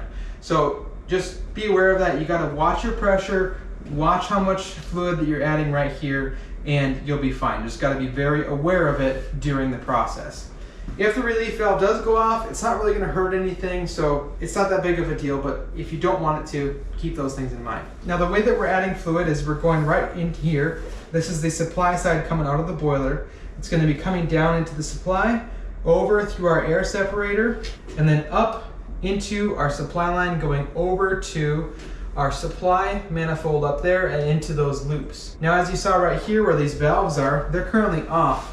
So we actually need to turn these on in order for the system to be able to add fluid up to the top there. I guess I should also point out that these things have check valves built into them, so fluid can only go one way, so you can't add backwards through the system. You have to follow the direction of flow with the check valves and the pumps. Since the system is already up and running, it's been fully de-aired. There's no air going through these lines.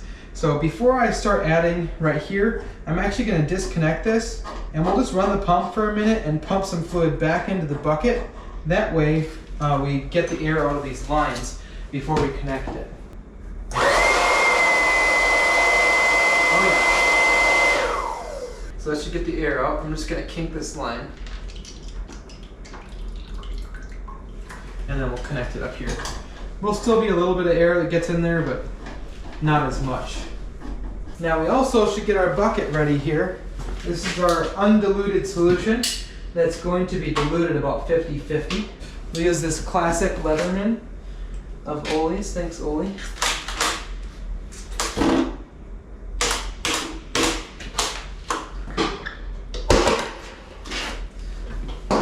So once we use up most of this fluid over here, we'll add some of that to there and then fill those both up with water so we have a 50-50 mixture. So you can go ahead and turn on the pump.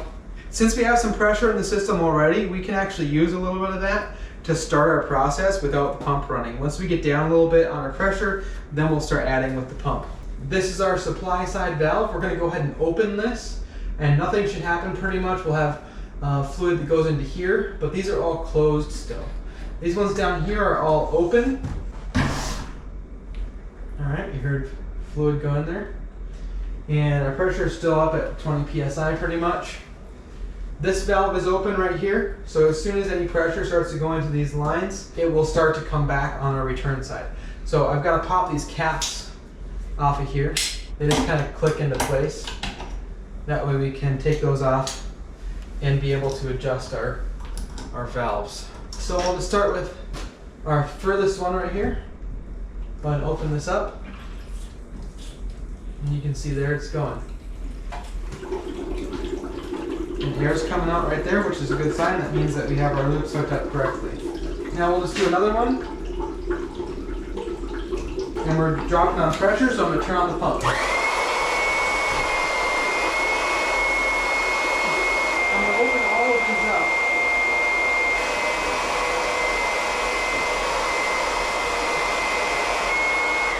We're running low, so we'll go ahead and add about half of this into there. Now we're going to get some fresh water, but we're going to run some water through the hose first to make sure that there's no debris. All right, now we're just going to fill these the rest of the way with water. All right, we are ready to add fluid again here now. So we'll fire this thing up again. Start adding.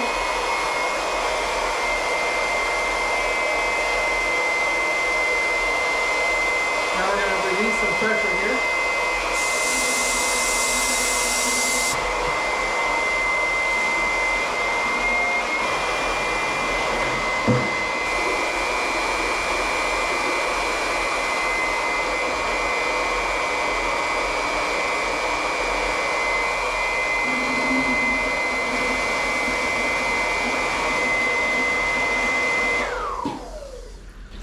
So we need to go get a little bit more transfer fluid. Now I got one more bucket of liquid gold here. This stuff's like 150 bucks a bucket. We're just going to use pure Cryotech for our remainder of what we need, because I want to have a slightly richer mixture in the system anyway.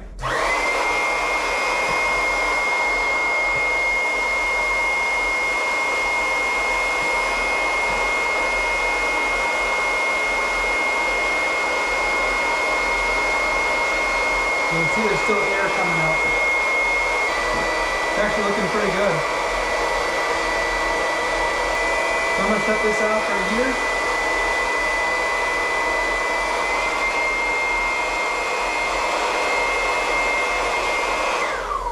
So we were so close. Honestly, we were really, really close. I'm just gonna let a little bit of pressure out until we get down to 20 PSI. Perfect. All right, we are gonna leave this stuff connected while we begin the de-airing process. I gotta pull this cover off here, hook up that wire, and then take the cover off of here so that we can get to the control panel to begin that de-airing process. We just have a ground, a neutral, and a line. And I taped up this wire so that it wouldn't come in contact with anything. All right, so we just gotta push this down right here and insert our wire.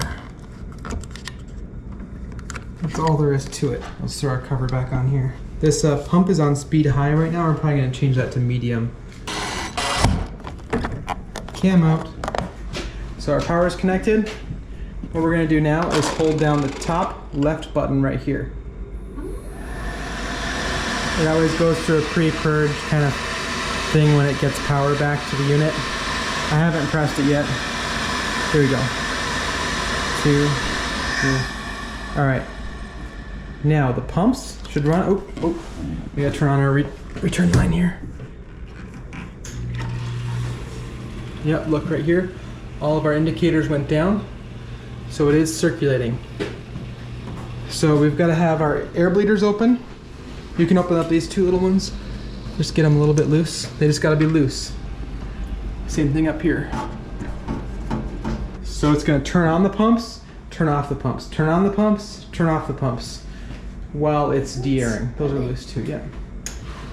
There it goes again. So all these went down, so it's circulating down there.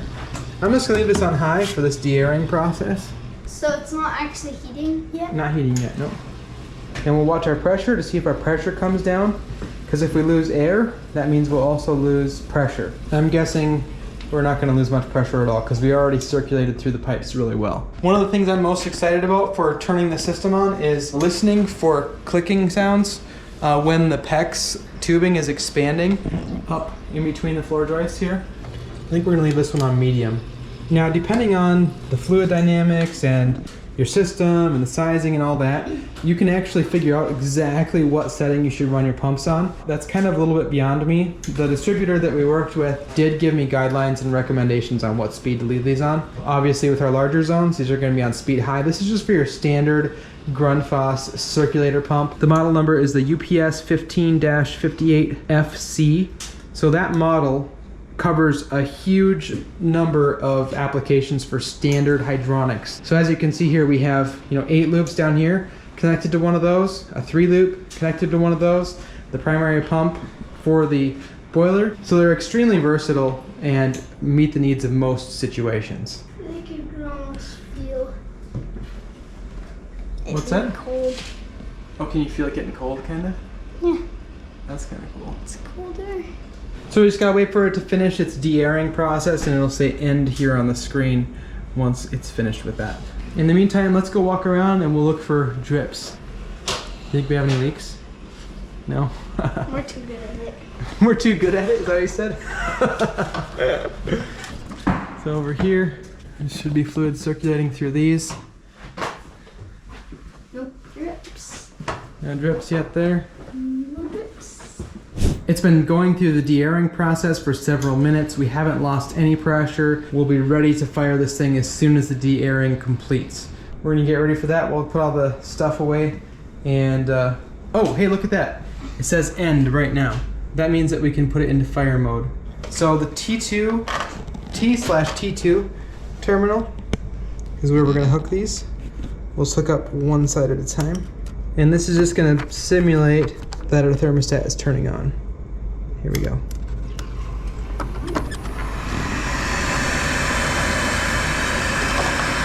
right. So this thing is gonna light now. See the flames in there. And it'll ramp up. That looks pretty cool actually, doesn't it?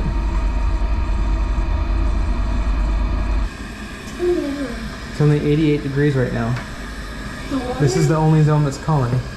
So it's already clicking even though it's not Oh, I can tell it's definitely not cold. It's warmer. These ones are cold.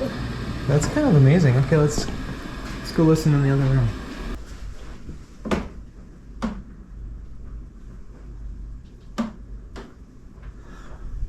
Isn't that cool?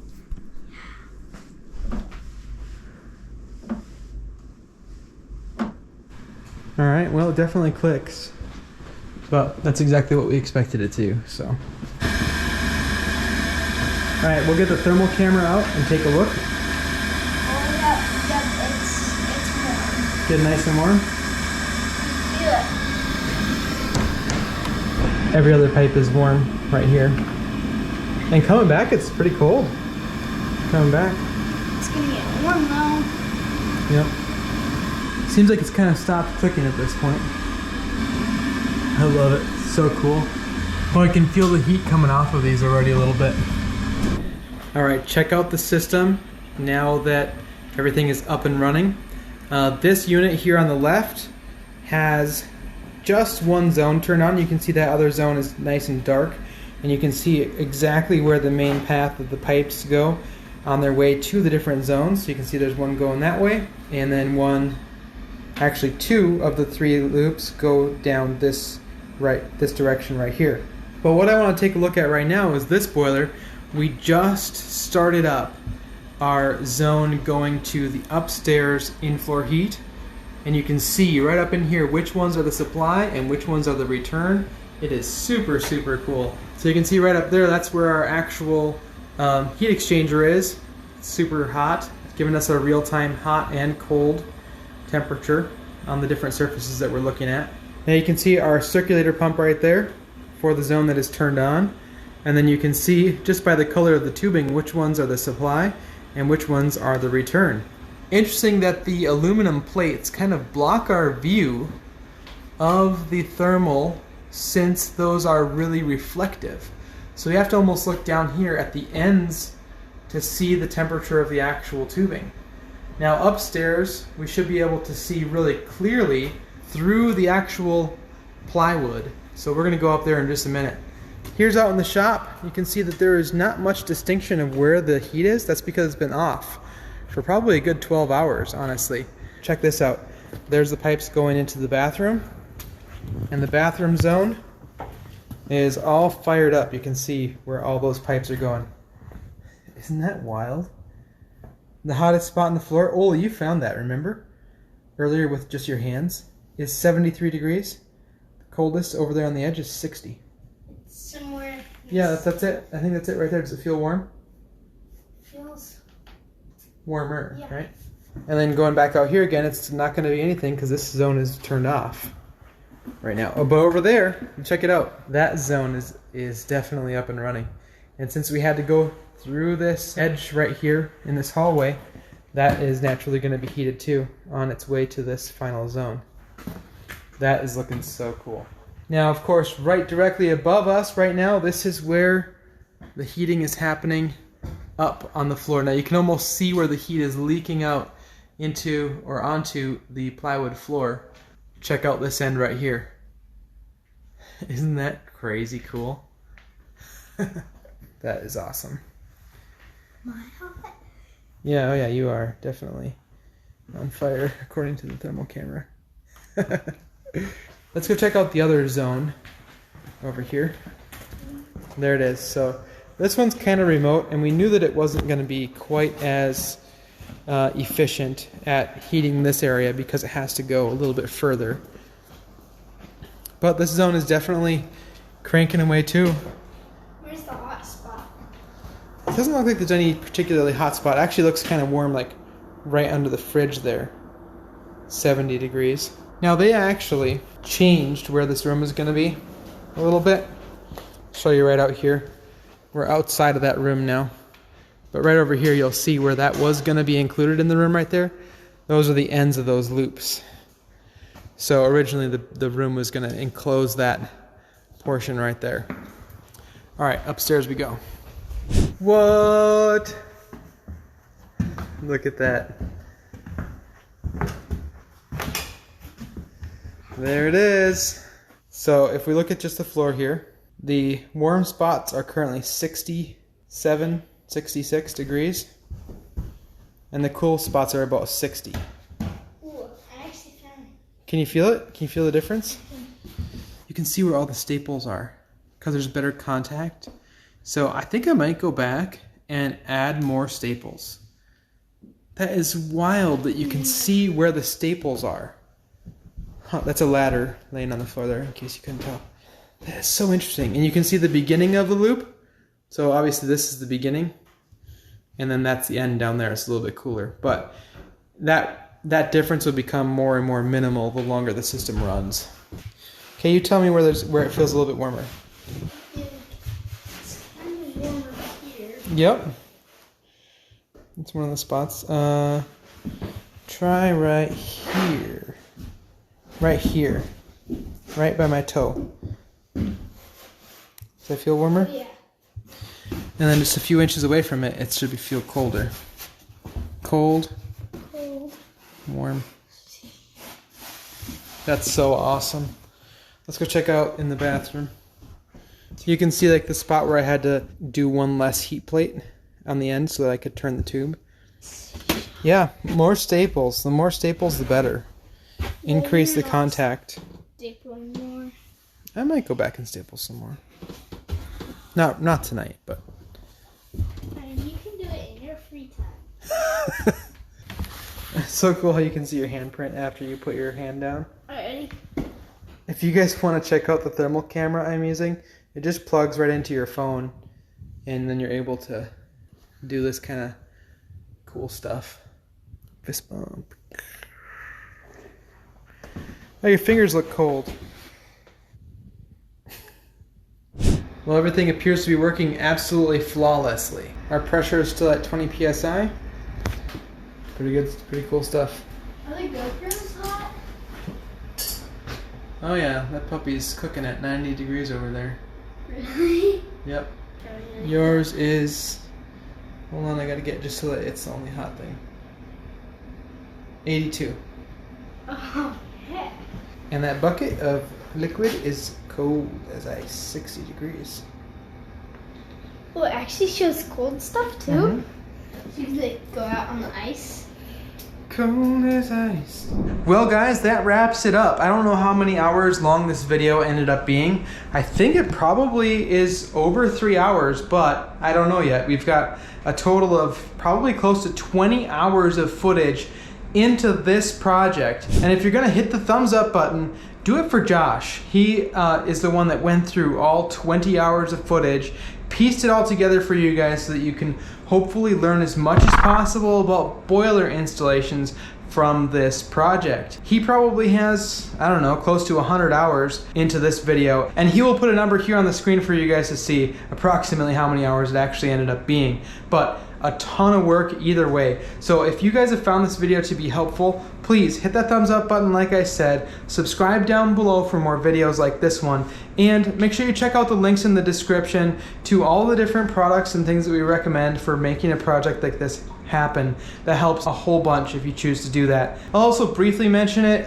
You can also give directly to the channel a couple of different ways. There's Patreon as well as just a link to send a donation if you feel like doing that. I'll do my best to hang out with you guys down in the comment section as much as possible, so any thoughts that you have are always appreciated. And there's oftentimes a lot of really smart people that comment on the videos that add additional knowledge from their own personal experience to this sort of a project. So make sure you check that out, because sometimes I miss stuff. I don't have as much experience as somebody who's been doing it for 30 years. So check the comment section and just learn as much as you can. That's the whole goal, is to learn as much as you can about whatever project you happen to be working on. Thank you guys so much for watching, and also thanks to Olaf for helping us assemble these right over here.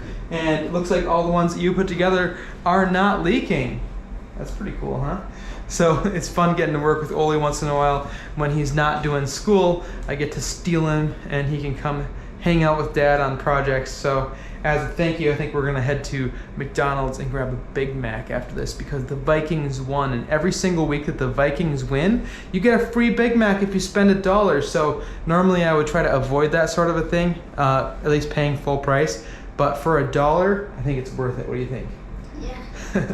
So it's like almost 7 p.m. We've been working here for actually, it was like 6:30. By the time we get out of here, we're gonna have been here for almost 8 hours. Wait, am I paying you? Yeah. I am? Well, I guess since it's Friday and we worked late, I guess we could probably round it up to 8. Sound good? Yeah, that'll be acceptable. All right, so that's what we're gonna do. We're gonna head out here, and yeah, it's been a fun project. Very long project, lot of hours. So hope you guys appreciate it. A lot of pipes.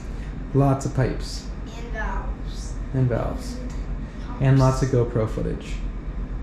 So. We had 4 GoPros here tonight, yeah. There's one doing a time lapse right there. There's the Hero 7 White, that's Oli's GoPro. He's hoping that with all this money he's making, he's gonna upgrade to the Hero 9, which is the one doing the time lapse right now. I'm using it one last time before Oli buys it off me. Maybe. Last time. I think you have like maybe a couple days. Couple days yet? Yeah. Let me know what you guys thought about this long format content too. All right, see you guys later. Have a great week. Talk to you in the next one. See ya.